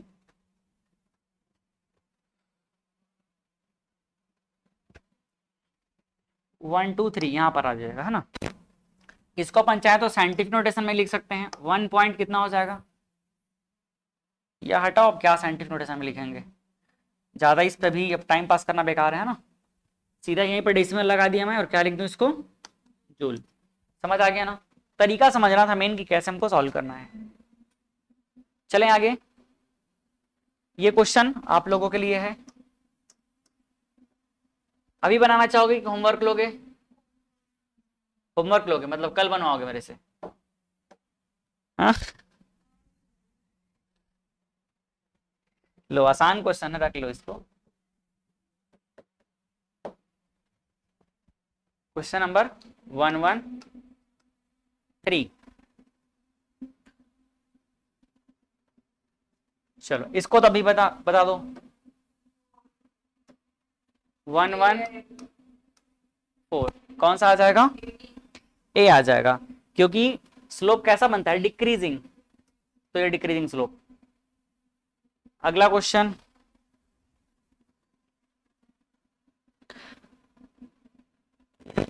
इसको घर में बनाओगे तो भी नहीं बना पाओगे, क्योंकि ये एनसीईआरटी का क्वेश्चन है, बड़ा खतरनाक, इसमें सब वैल्यू है। ट्राई कुछ नहीं करोगे, कल आके मेरे को भी बनाना पड़ेगा, मैं भी बना देता हूँ इसको।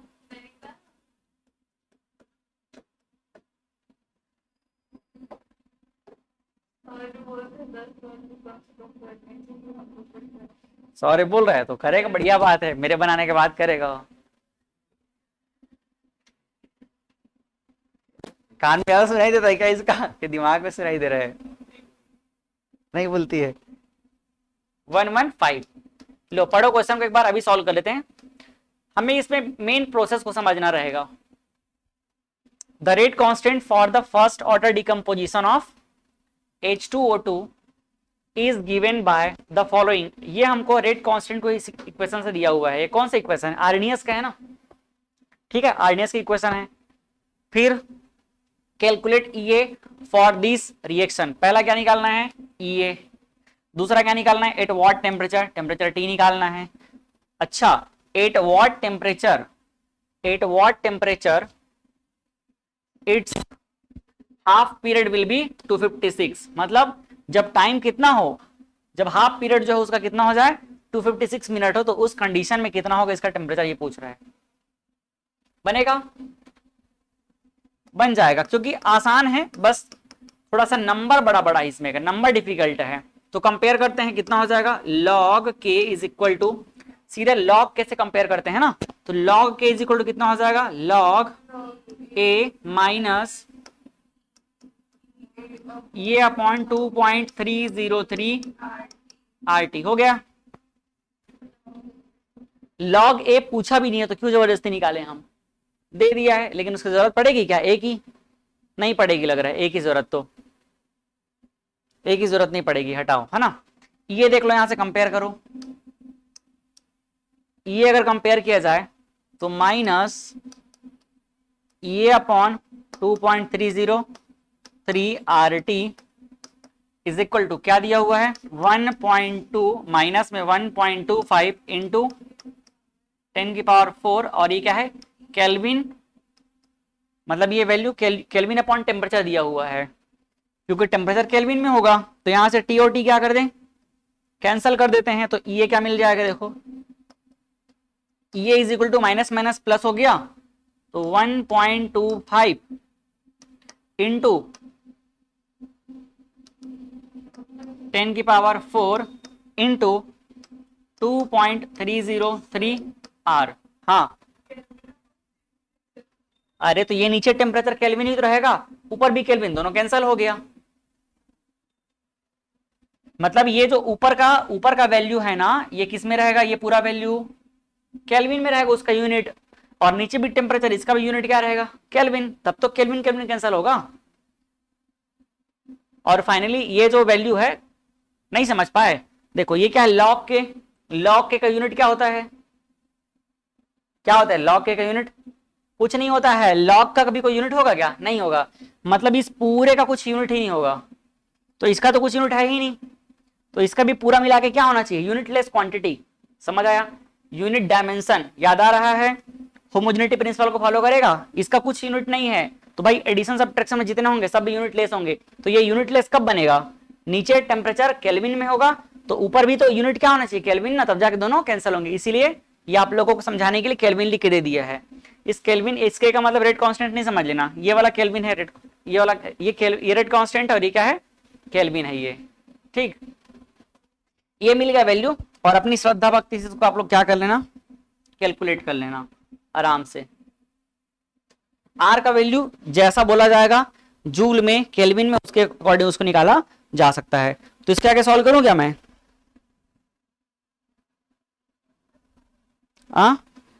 इसमें ए पूछा है क्या? ए नहीं पूछा है ना, तो कोई मेहनत नहीं करेंगे, क्योंकि वो फिर से एंटी लॉग पहुंच जाएंगे वहां पे, तो ए नहीं निकालेंगे। बाकी ए निकाला जा सकता है, निकाल लोगे ना ए, तो रिलेट करूं क्या ए को? यही क्या है पूरा वैल्यू, ये वाला ए है, तो इसको आप, ये पूरा वैल्यू क्या है, लॉग ए, तो यहां से आप लोग ए निकाल सकते हो, ये है लॉग ए।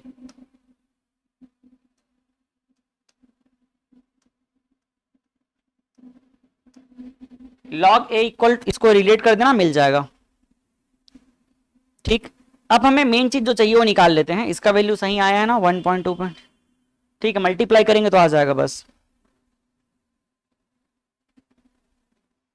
नेक्स्ट अब हम देखते हैं क्या निकालते हैं, what temperature, at what temperature it's half time period 256, कैसे निकलेगा ये? कैसे निकल सकता है बताओ?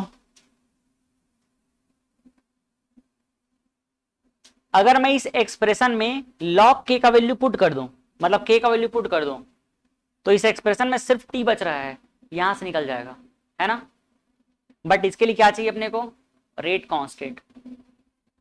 तो हमें दिया हुआ है half life, T half is equal to कितना है, 256। देन हम क्या कर सकते हैं, k is equal to 0.693 upon T half. मैंने थोड़ा उल्टा कर दिया है ना, T half is equal to क्या होता है 0.693 के, तो मैंने के पूरा डायरेक्टली लिख दिया, तो यहां से क्या हो जाएगा, K is equal to 0.693 upon T half मतलब 256।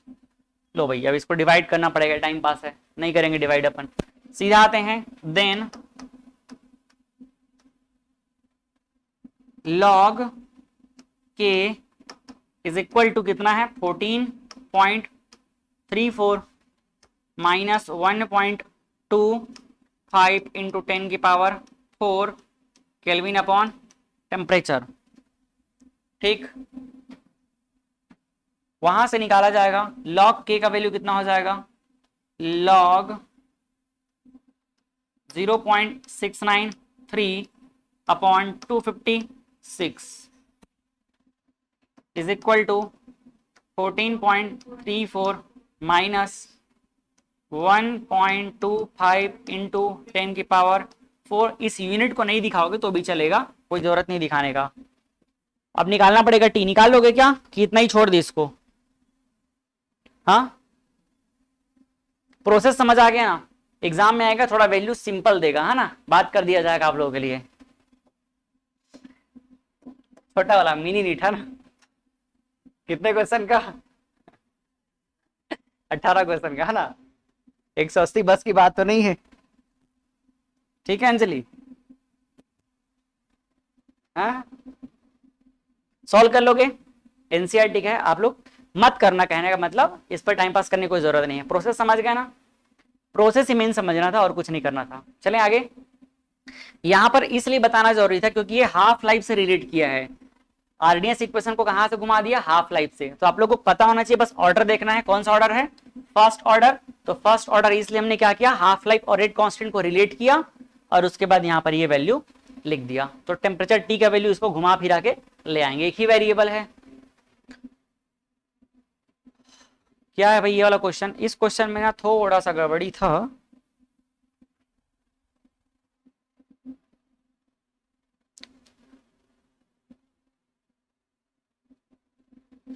चलो इस क्वेश्चन से पहले मैं एक छोटा सी और बता देता हूं। और इस क्वेश्चन को 116 लिख देते हैं। रेट कांस्टेंट इंक्रीजेस, दो ऑप्शन सेम हो गया है क्या? अच्छा, इसके बाद क्वेश्चन पूरा शुरू हो गया।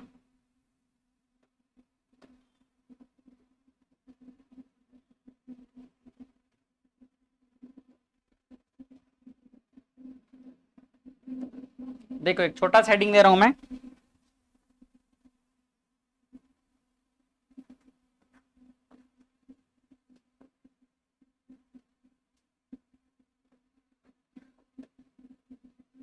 Rate constant at different temperature.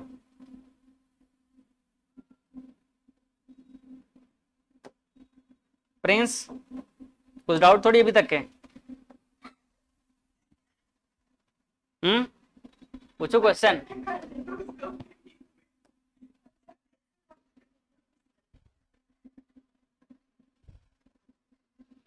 देखो टॉपिक क्या है, rate constant at different temperature. अगर दो अलग अलग टेम्परेचर पे हम दो अलग अलग रेट कांस्टेंट मान के चलते हैं तो फिर वही रेशियो वाला हमको कुछ क्वेश्चन बन सकता है। तो उसका रिलेशन देख लेते हैं। मान लेते हैं कि 8T1 टेम्परेचर पर, 8T1 टेम्परेचर पर रेट कांस्टेंट क्या है, K1 है, एंड 8T2 पे क्या हो जाएगा, रेट कांस्टेंट कितना है, K2 है। ठीक है, T1 पे कितना है, T1 पर K1 और T2 पे K2 है। देन आप बताओ क्या लिख सकते हैं हम लोग, लॉग, या तो आप एल एन के फॉर्म में लिख लो फॉर्मूले को, log L N K form में लिखेंगे थोड़ा सिंपल बन जाएगा। L N K1 is equal to L N A minus क्या हो जाएगा, E upon R T1। Equation number क्या मान लिए इसको, 1।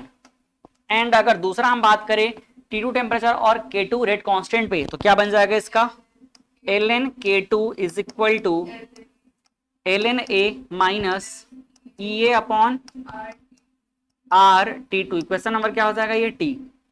ठीक, इक्वेशन नंबर 2, हाँ इक्वेशन 2 हो जाएगा।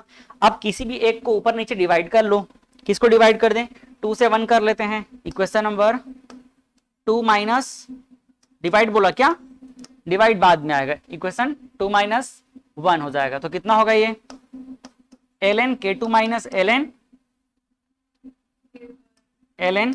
K1।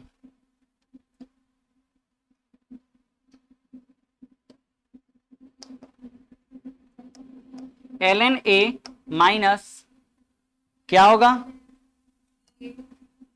E A R T1 की T2,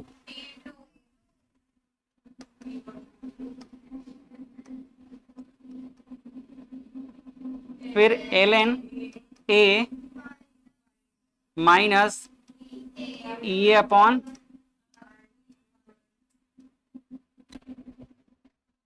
अच्छा एक चीज बताओ प्रिंस, इसमें ई ए क्या है, इस ई ए को क्या पढ़ते हैं, क्या है ई ए, ये ई ए क्या है, ई ए बताओ।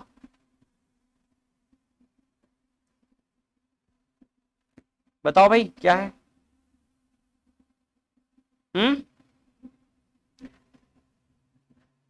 चलो इसको ब्रैकेट ओपन करें, क्या है, सॉरी ये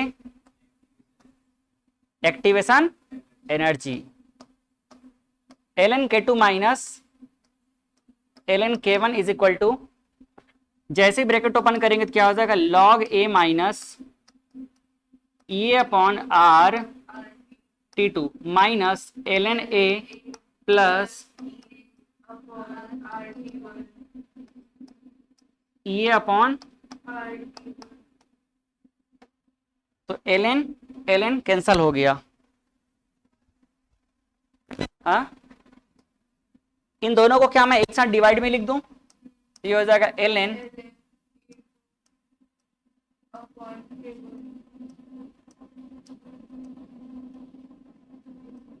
upon K1। Is equal to, minus नहीं, यहां से कॉमन निकाल लेते हैं प्लस के साथ में, तो ये हो जाएगा ई ए अपॉन आर, और अंदर क्या रह जाएगा, अंदर रह जाएगा 1 अपॉन, इसको पहले करूं, 1/T1 हो जाएगा, माइनस 1/T2। ये हमको फाइनली याद रख लेना इस फॉर्मूले को, ठीक। इसी को थोड़ा सा मॉडिफाई करके भी क्वेश्चन पूछा जा सकता है। देखना जरा, इसको क्या मैं ऐसा लिख सकता हूं, ln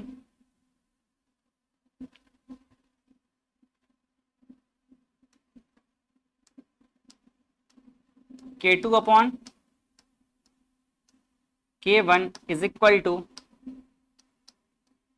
ई अपॉन आर, और अंदर क्या हो जाएगा, इसको अगर मैं सॉल्व कर दूंगा तो T2 minus T1 upon T1 into T2, ठीक है। और देखो क्या कर सकते हैं इसमें, एंड अगर हम इसी को किसके फॉर्म में लिखें, नेचुरल लॉग के फॉर्म में ना लिख करके 10 बेस पे लिखें, तो क्या हो जाएगा ये,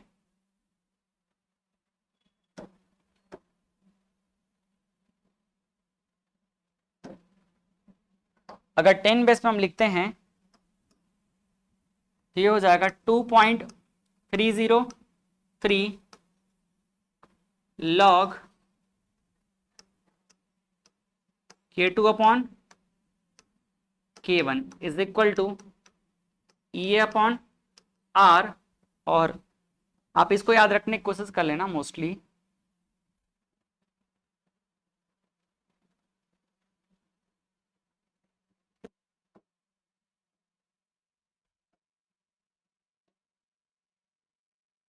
क्या हो जाएगा 1/T1 माइनस 1/T2, तो 2.303 उधर लेके जाएंगे, लॉग K2 अपॉन क्या हो जाएगा, K1 इज इक्वल टू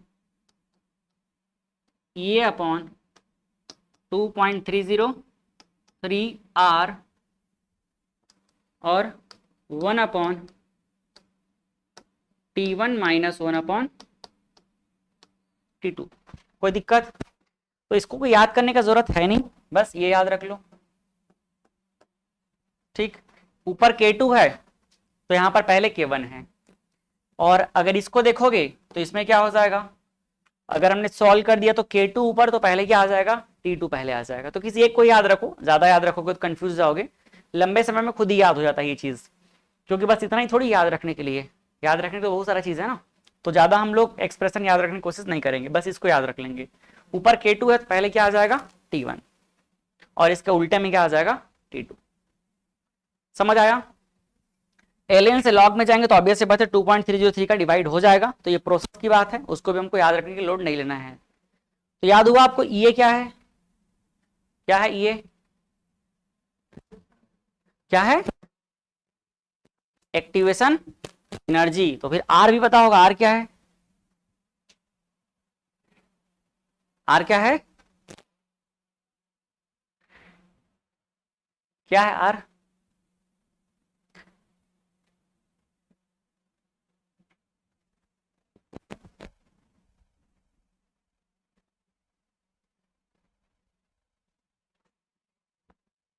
क्या है आर, आर कहां से चल रहा है पता है, मोल कॉन्सेप्ट से, वहां से चल रहा है। आर अगर कोई इंसान रहता तो ना ऐसे बाल हटकता एकदम से, हो इतना देर तक के साथ चल रहा हूं।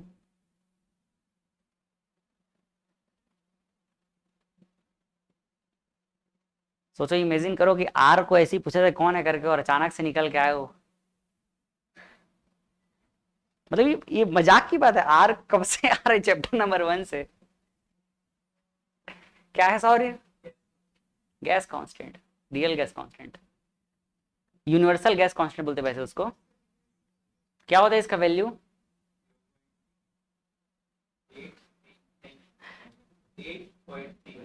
जूल में, है ना, और अगर केल्विन में चाहिए तो 2 रखेंगे। ठीक है, थोड़ा थोड़ा दिमाग को एक्टिवेट करो यार, अब एक्टिवेशन एनर्जी भी आ गया अब तो। हाँ, चले आगे। तो ज्यादा फॉर्मूला याद नहीं रखना, बस इसी को याद रख लेना। इसको मैं पैक कर देता हूं बॉक्स में।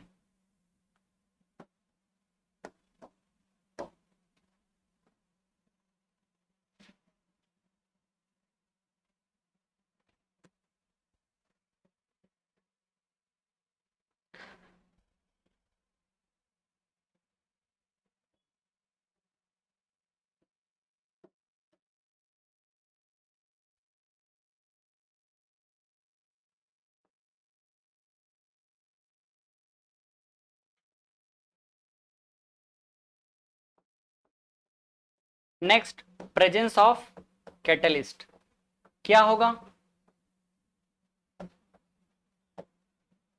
प्रेजेंस ऑफ कैटलिस्ट में क्या होगा?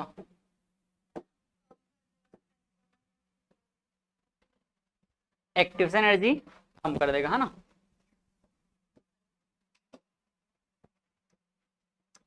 यहां लिख सकते हैं इट डिक्रीजेस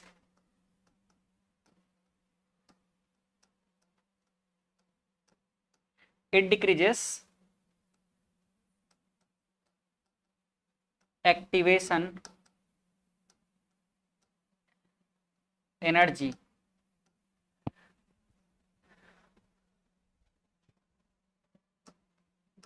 बीकम, हम बस अपने मन से ऐसी ईसी लिख देते हैं, ई की जगह क्या लिख देंगे?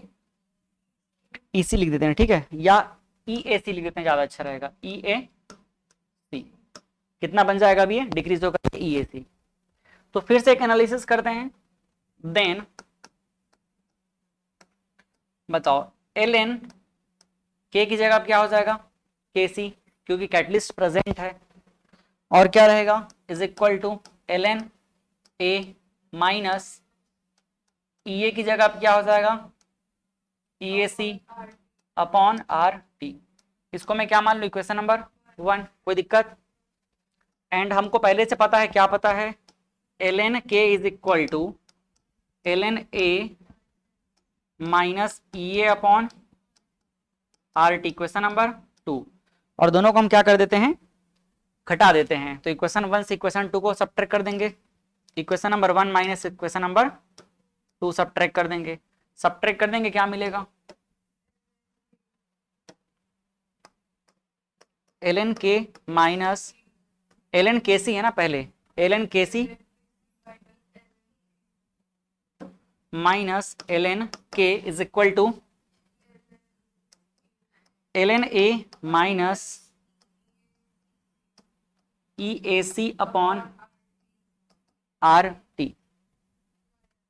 माइनस सीधा लिख देता हूं एक साथ, तो एल एन ए और माइनस माइनस प्लस, तो ई ए अपॉन क्या होगा प्रिंस?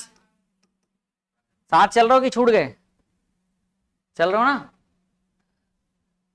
क्या लिखेंगे इसको? L N K C upon K is equal to, ये दोनों कैंसल हो गया, तो इसमें से क्या करेंगे अपन? 1 अपॉन आर टी कॉमन कर देंगे। तो 1 अपॉन आर और टी कॉमन हो गया, अंदर क्या रह जाएगा? E A C minus E ए। ठीक, तो इसको भी याद रखा जा सकता है। हाँ, ई ए माइनस, अच्छा हाँ, ये पॉजिटिव है ना, तो ये ई ए माइनस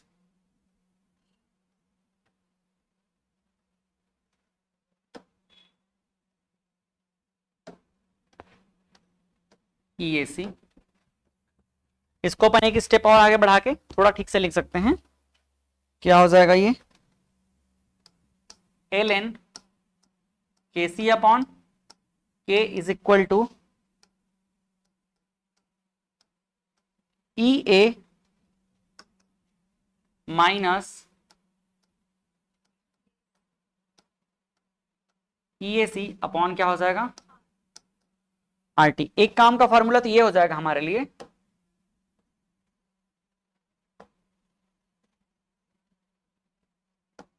और अगर हमको इसको लॉग के फॉर्म में लिखना है तो क्या लिख देंगे, लॉग KC अपॉन के। डायरेक्ट लिखूं, यहां पर 2.303 डिवाइड हो जाएगा तो इक्वल टू कितना हो जाएगा, EA माइनस EAC 2.303 और ये हो जाएगा क्या, RT। कर रहे हो यार, ठीक। तो यहां से आप देख सकते हो कि पहले केसी है तो या पहले ई आ रहा है, मतलब ई में उल्टा है लेकिन टेम्परेचर में सेम है। जो ऊपर रहेगा वही पहले आएगा टेम्परेचर में, और ई में क्या रहेगा, उल्टा रहेगा।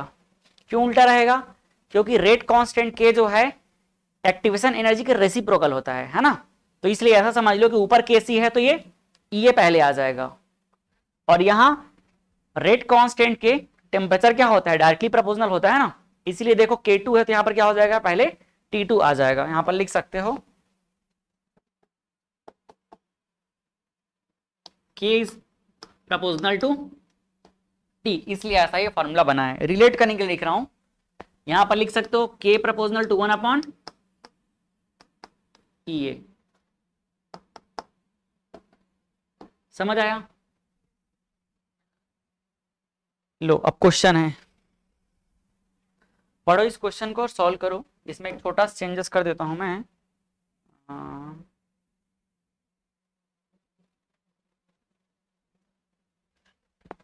इसको इंक्रीजिंग करना है ना, बाकी ठीक है। ये आएगा, पढ़े हो पूरा क्वेश्चन को।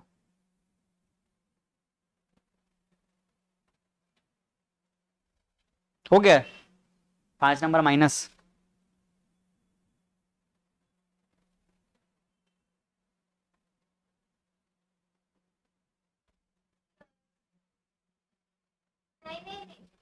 हो गया 5 माइनस।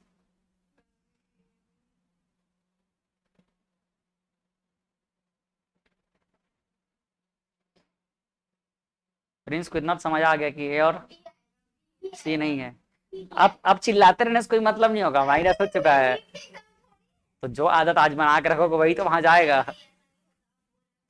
हाँ, तो फिर आप लोगों के में वो भी एक बार करने के बाद दूसरा गोला लगाने के मौका दिया जाएगा, है ना।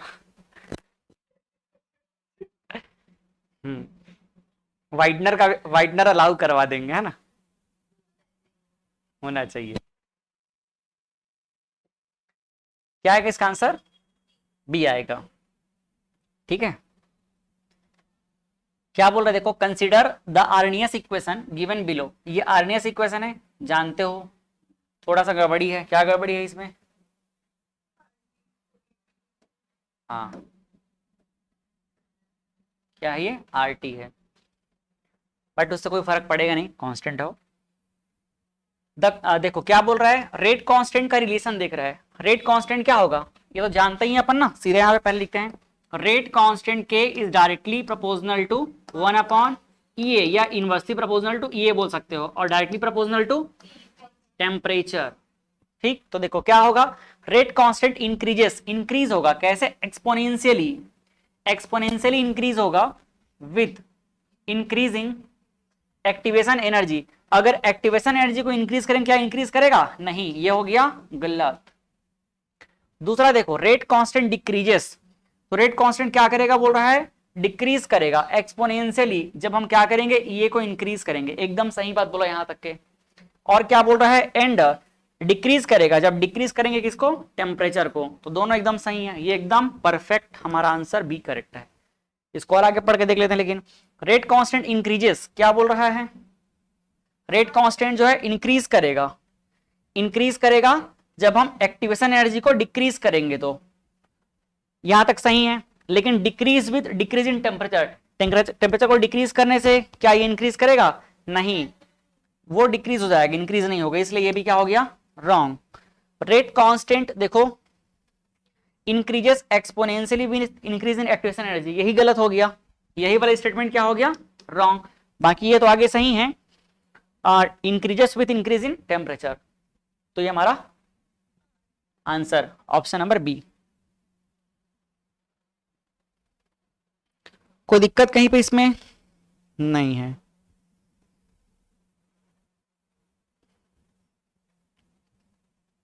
अगला,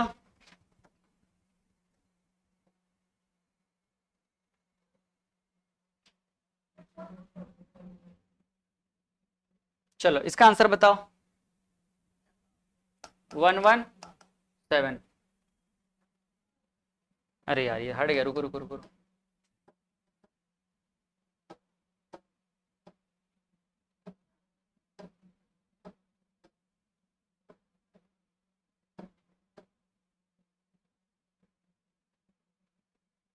117, बताओ इसका answer. Only one. Which of the following graph represent exothermic. Exothermic में क्या होगा, प्रोडक्ट का कम हो जाएगा। प्रोडक्ट का एनर्जी क्या होगा हाँ, नीचे ऊपर नहीं, मैं एनर्जी की बात कर रहा हूँ। क्या होगा, एनर्जी कम हो जाएगा।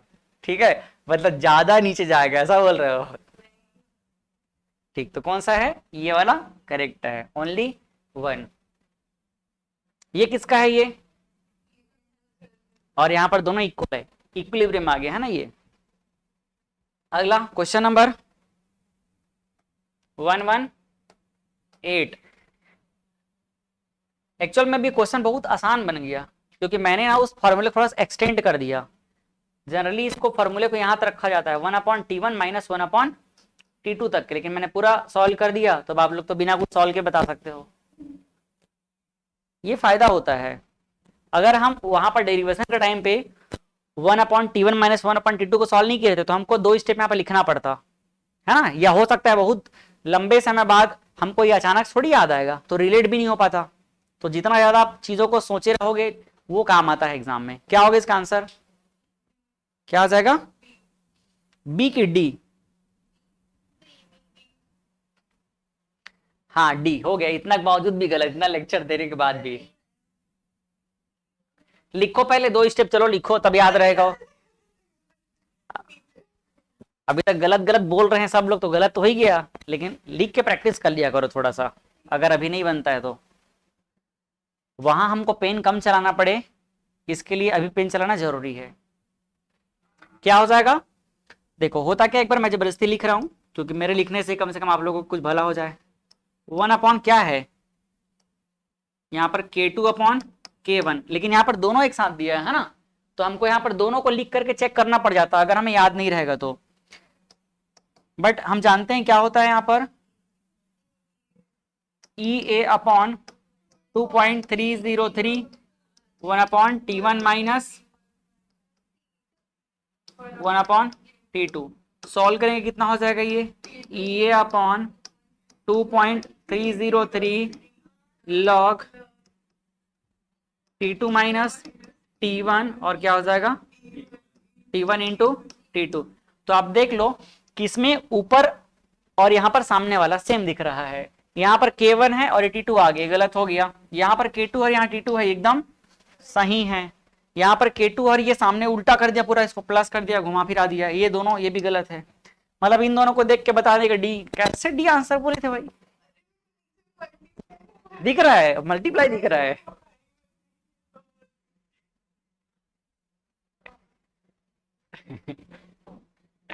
रो मत, चश्मा लगाने के लिए इसको बोलना पड़ेगा, ज्यादा मोबाइल चला चला के आंख खराब कर रही है।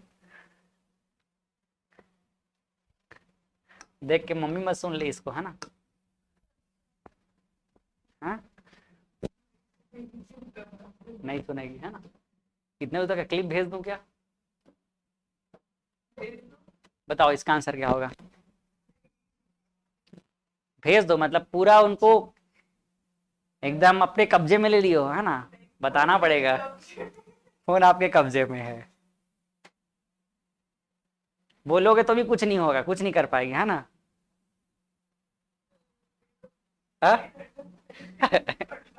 यही बोलना चाह रहे हो ना।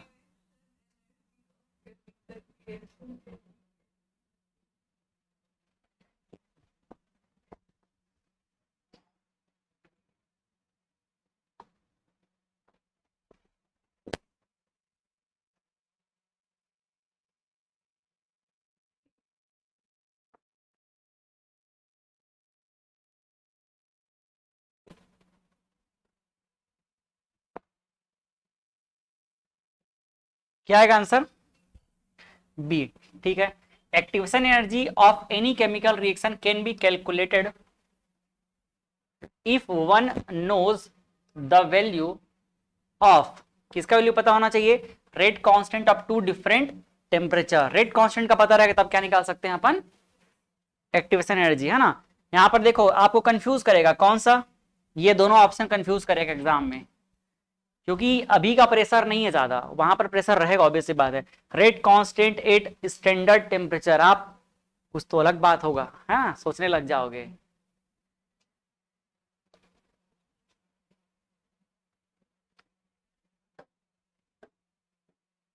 दो अलग टेम्परेचर पे क्यों है? क्योंकि रिएक्शन जब आगे बढ़ता है तो ऑब्वियस सी बात है वहां पर एनर्जी चेंज हो रहा है, और एनर्जी चेंज हो रहा है मतलब टेम्परेचर चेंज हो रहा है, तो टू डिफरेंट टेम्परेचर पे आता है एक्टिवेशन एनर्जी, है ना। ग्राफ में देखे है ना।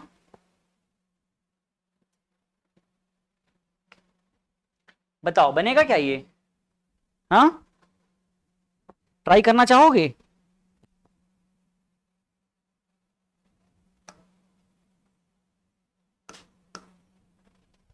क्यों भाई?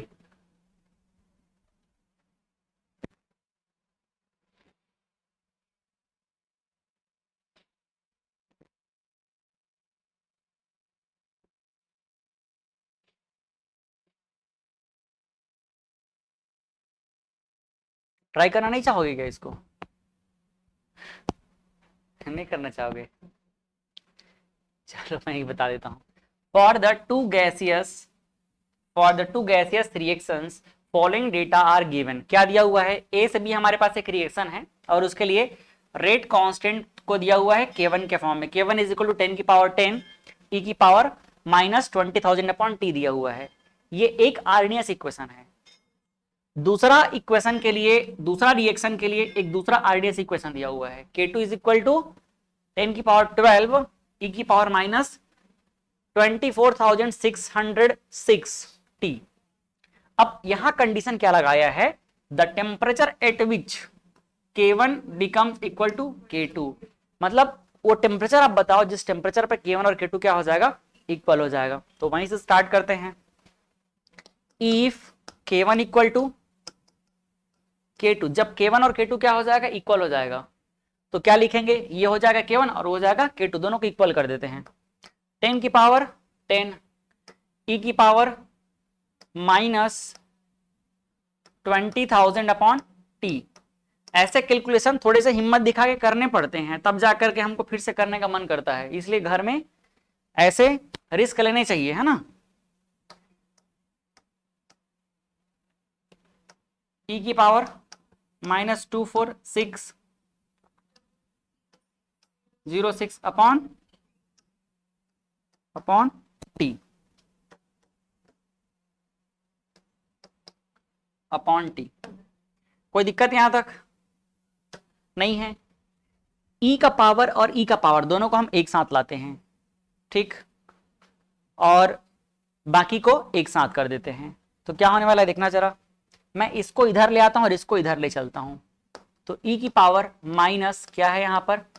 20,000 अपॉन टी, और e की पावर माइनस 24,606 अपॉन टी। ये अपॉन टी हो जाएगा, और इक्वल टू 10 की पावर अपॉन 10 की पावर 10। इसी को सॉल्व कर दूं क्या, और कितना हो जाएगा? ये 100 हो जाएगा सीधा।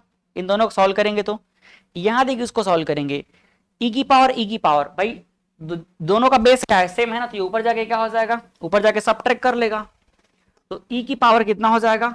माइनस 20,000 अपॉन टी, और ये माइनस माइनस क्या हो जाएगा? जब ये ऊपर जाएगा तो प्लस हो जाएगा, तो plus 24,606 upon T is equal to 100। कोई दिक्कत? इसको अपन किस में रख लेते हैं? पूरे को ब्रैकेट में। समझ आया? यहां से 1 अपॉन टी मैं कॉमन कर दूंगा, तो देखना क्या हो रहा है। e की पावर 1 अपॉन टी, तो अंदर हो जाएगा कितना? माइनस 20,000 और प्लस 24,606 6 इज इक्वल टू 100। इसको सॉल्व करो। इसको मैं e की पावर क्या रखूं?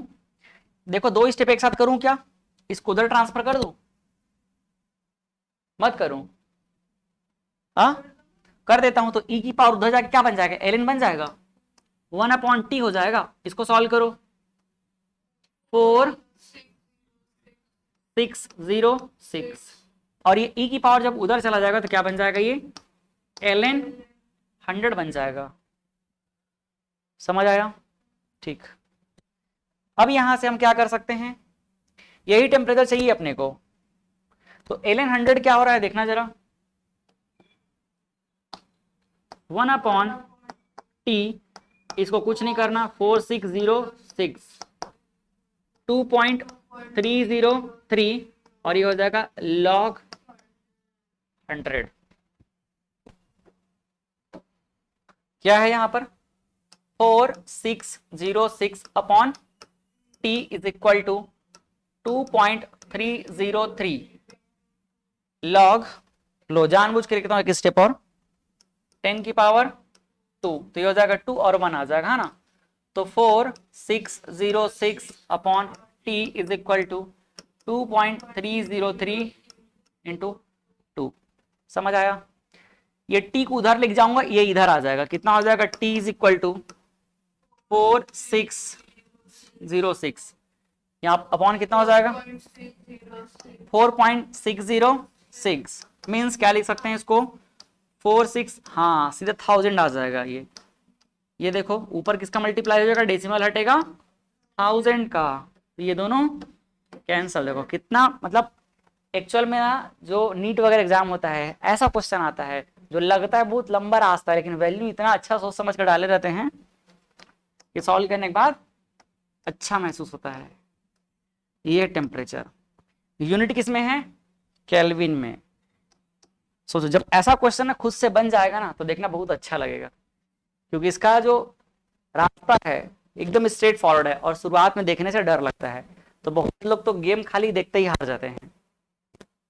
ठीक है, समझ आया कि नहीं आया? जो बात बोल रहा हूँ थोड़ा आप लोगों को लग रहा है कि कुछ काम का हमारे को टच कर रहा है करके, या हमारे को समझ आ रहा है, या वही बाहर देखते ही वाला? हाँ क्या हो गया? ठीक है, चलिए अगले क्वेश्चन पे। ये हमारा ऑप्शन बी। लो सॉल्व करो इसको।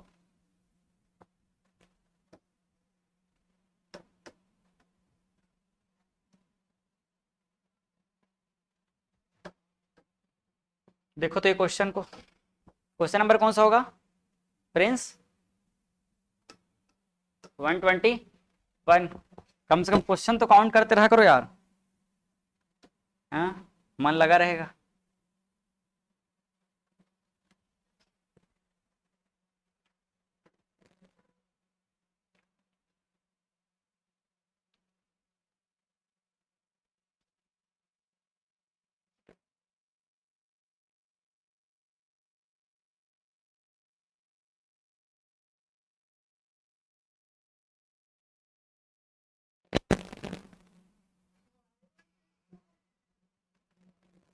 y और z कहाँ है?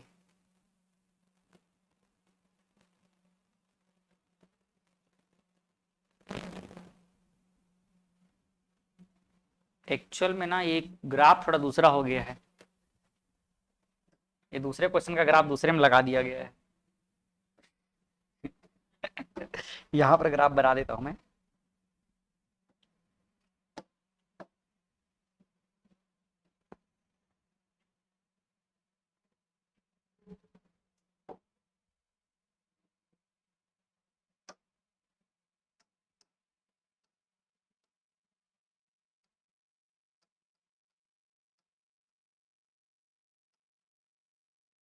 इधर एनर्जी है और प्रोग्रेस ऑफ रिएक्शन,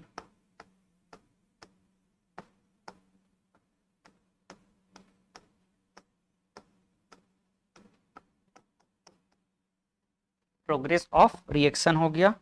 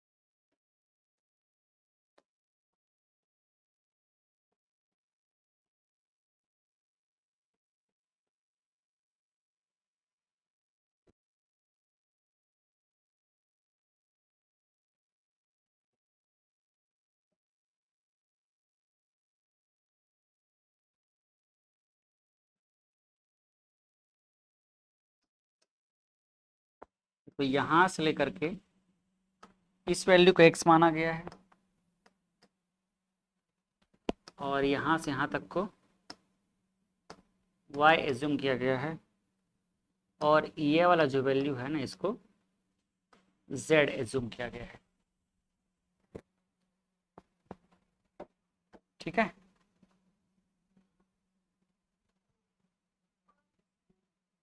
हाँ और कुछ चाहिए इसमें, इतना काफी है।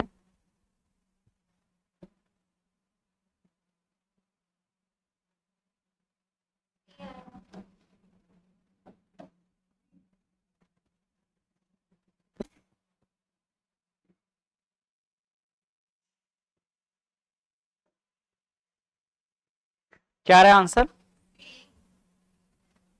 सी आ रहा है।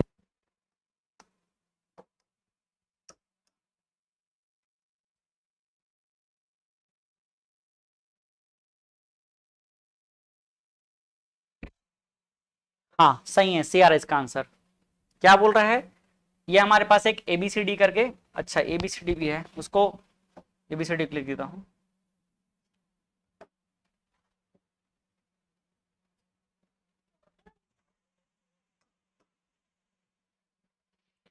ये रिएक्टेंट यहां पर है A प्लस B और यहाँ प्रोडक्ट क्या है C plus D।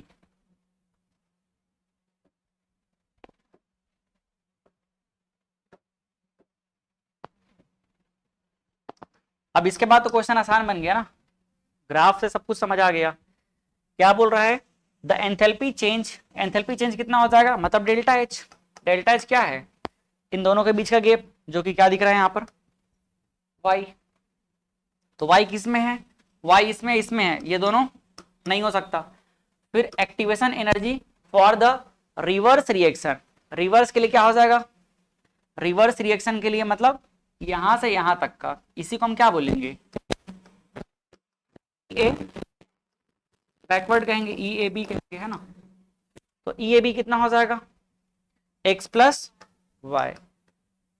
EAB is equal to x plus Y. तो आंसर क्या आ जाएगा? C। ये वाला नहीं होगा। ठीक,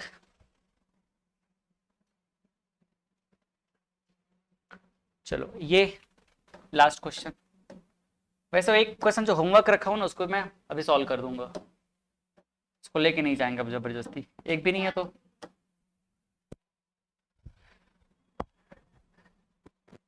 हाँ घर जाएंगे। क्वेश्चन नंबर 121 122, बताओ इसका आंसर क्या आ गया? बी। गया 5। व्हाइटनर लगाओगे फिर?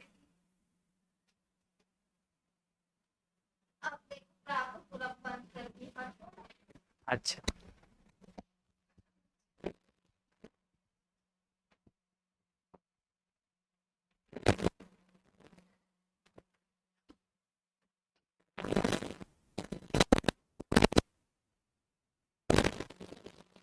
कल क्या करने गए थे बिलासपुर? पापा गए थे कि आप गए थे? आप गए थे, क्या करने गए थे? हाँ? बड़ा तकलीफ है नहीं? सच बता नहीं सकते, झूठ बोल नहीं सकते। घूमने गए थे, बढ़िया लोग साथ।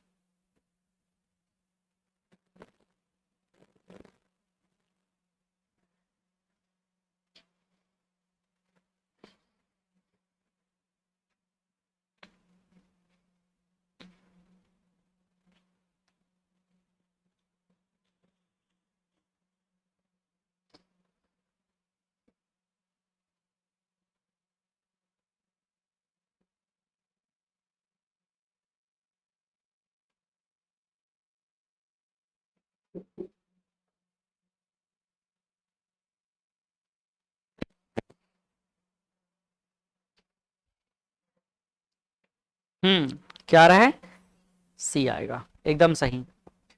क्वेश्चन क्या बोला? ग्राफ बिटवीन, यहाँ पर लॉग के एंड 1/t, वो तो बोल दिया है ना। क्योंकि यहाँ पर x लिख दिया है और वैसे लिखा हुआ है, इसको नहीं लिखते तो भी चल जाता। log k into 1/t, k is क्या है, rate constant in second inverse. ये सेकंड इनवर्स क्या बता रहा है, हाँ सेकंड इनवर्स रेट कांस्टेंट का यूनिट क्या बता रहा है, फर्स्ट ऑर्डर बता रहा है, ठीक। And T is the temperature in kelvin, is a straight line, देख रहे हो स्ट्रेट लाइन दे दिया है, ठीक है। If O X equal to 5, ये जो ओ से ए, ओ से एक्स कितना है 5 है, and the slope of the line, और स्लोप दे दिया है, स्लोप कितना दे दिया है 1/2.303, देन ये निकालना है।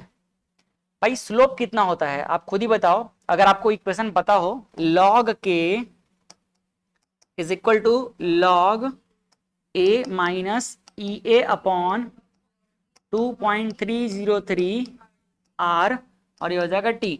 तो 1/t, t को मैं अलग लिख देता हूं, तो क्या होगा 1/t, और log k के बीच में ये तो स्लोप होता है ना, यही क्या है स्लोप। तो स्लोप इक्वल टू दिया हुआ है, slope is equal to minus E A upon 2.303 r is equal to minus 2.303। तो यहां से 2.303 कैंसल, यहां से भी कैंसल, माइनस माइनस प्लस हो गया, तो ये इक्वल टू क्या आएगा, ये इक्वल टू आर आएगा, और आर का वैल्यू किस में लिया है, कैलोरी में, तो क्या हो जाएगा 2 कैलोरी। ये हमारा आंसर है, समझ आया, ये स्लोप पे क्वेश्चन है, ठीक। तो काफी बढ़िया बढ़िया क्वेश्चन हम लोग सॉल्व किए हैं, आपको थोड़ा सा इन क्वेश्चंस को प्रैक्टिस करने की जरूरत रहेगी। उस क्वेश्चन को भी नहीं लेके जाएंगे, इसको खत्म कर देते हैं, अभी छोटा सा तो है, फिर ढूंढने में तकलीफ होगा बाद में। कल संडे है ना, तो कल संडे के लिए टास्क अलग है, संडे स्पेशल इसका। चलो बताओ, सॉल्व करो, इसका आंसर लाओ। The decomposition of hydrocarbon follows the equation, ये कैलकुलेट, ये निकालना है, क्या निकालना है, ये निकालना है, जल्दी निकाल दो, लास्ट क्वेश्चन है, लास्ट क्वेश्चन है, पहले छोड़ रहा हूं आज आप लोगों को। नहीं होगा, नहीं, चलो मैम को पूछ लेता हूँ मैं। हाँ, आर का वैल्यू किस में लोगे, आर के फॉर्म में ही बता दो।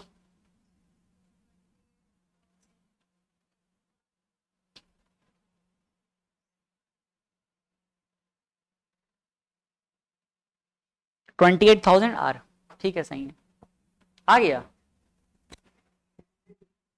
ट्राई करो ना, कैसे इतना आलसी हो।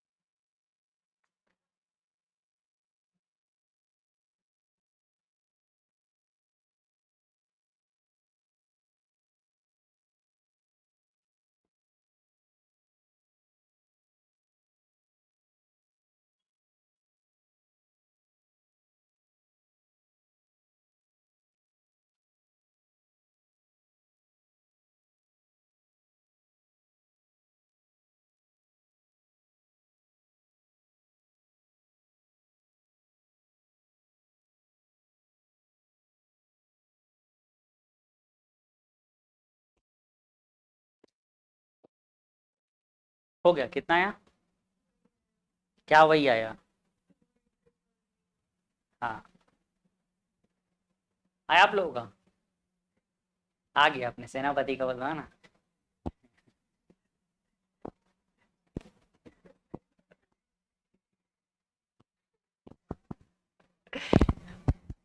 मतलब अपना सॉल्व करना छोड़ के पूरा भीतर एकदम ध्यान लगाए हो।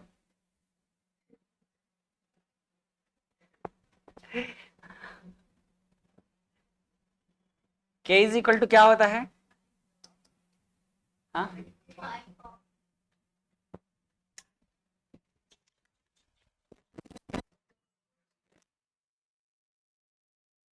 गंदा है थोड़ा सा बेचारा, हो जाएगा एक क्वेश्चन।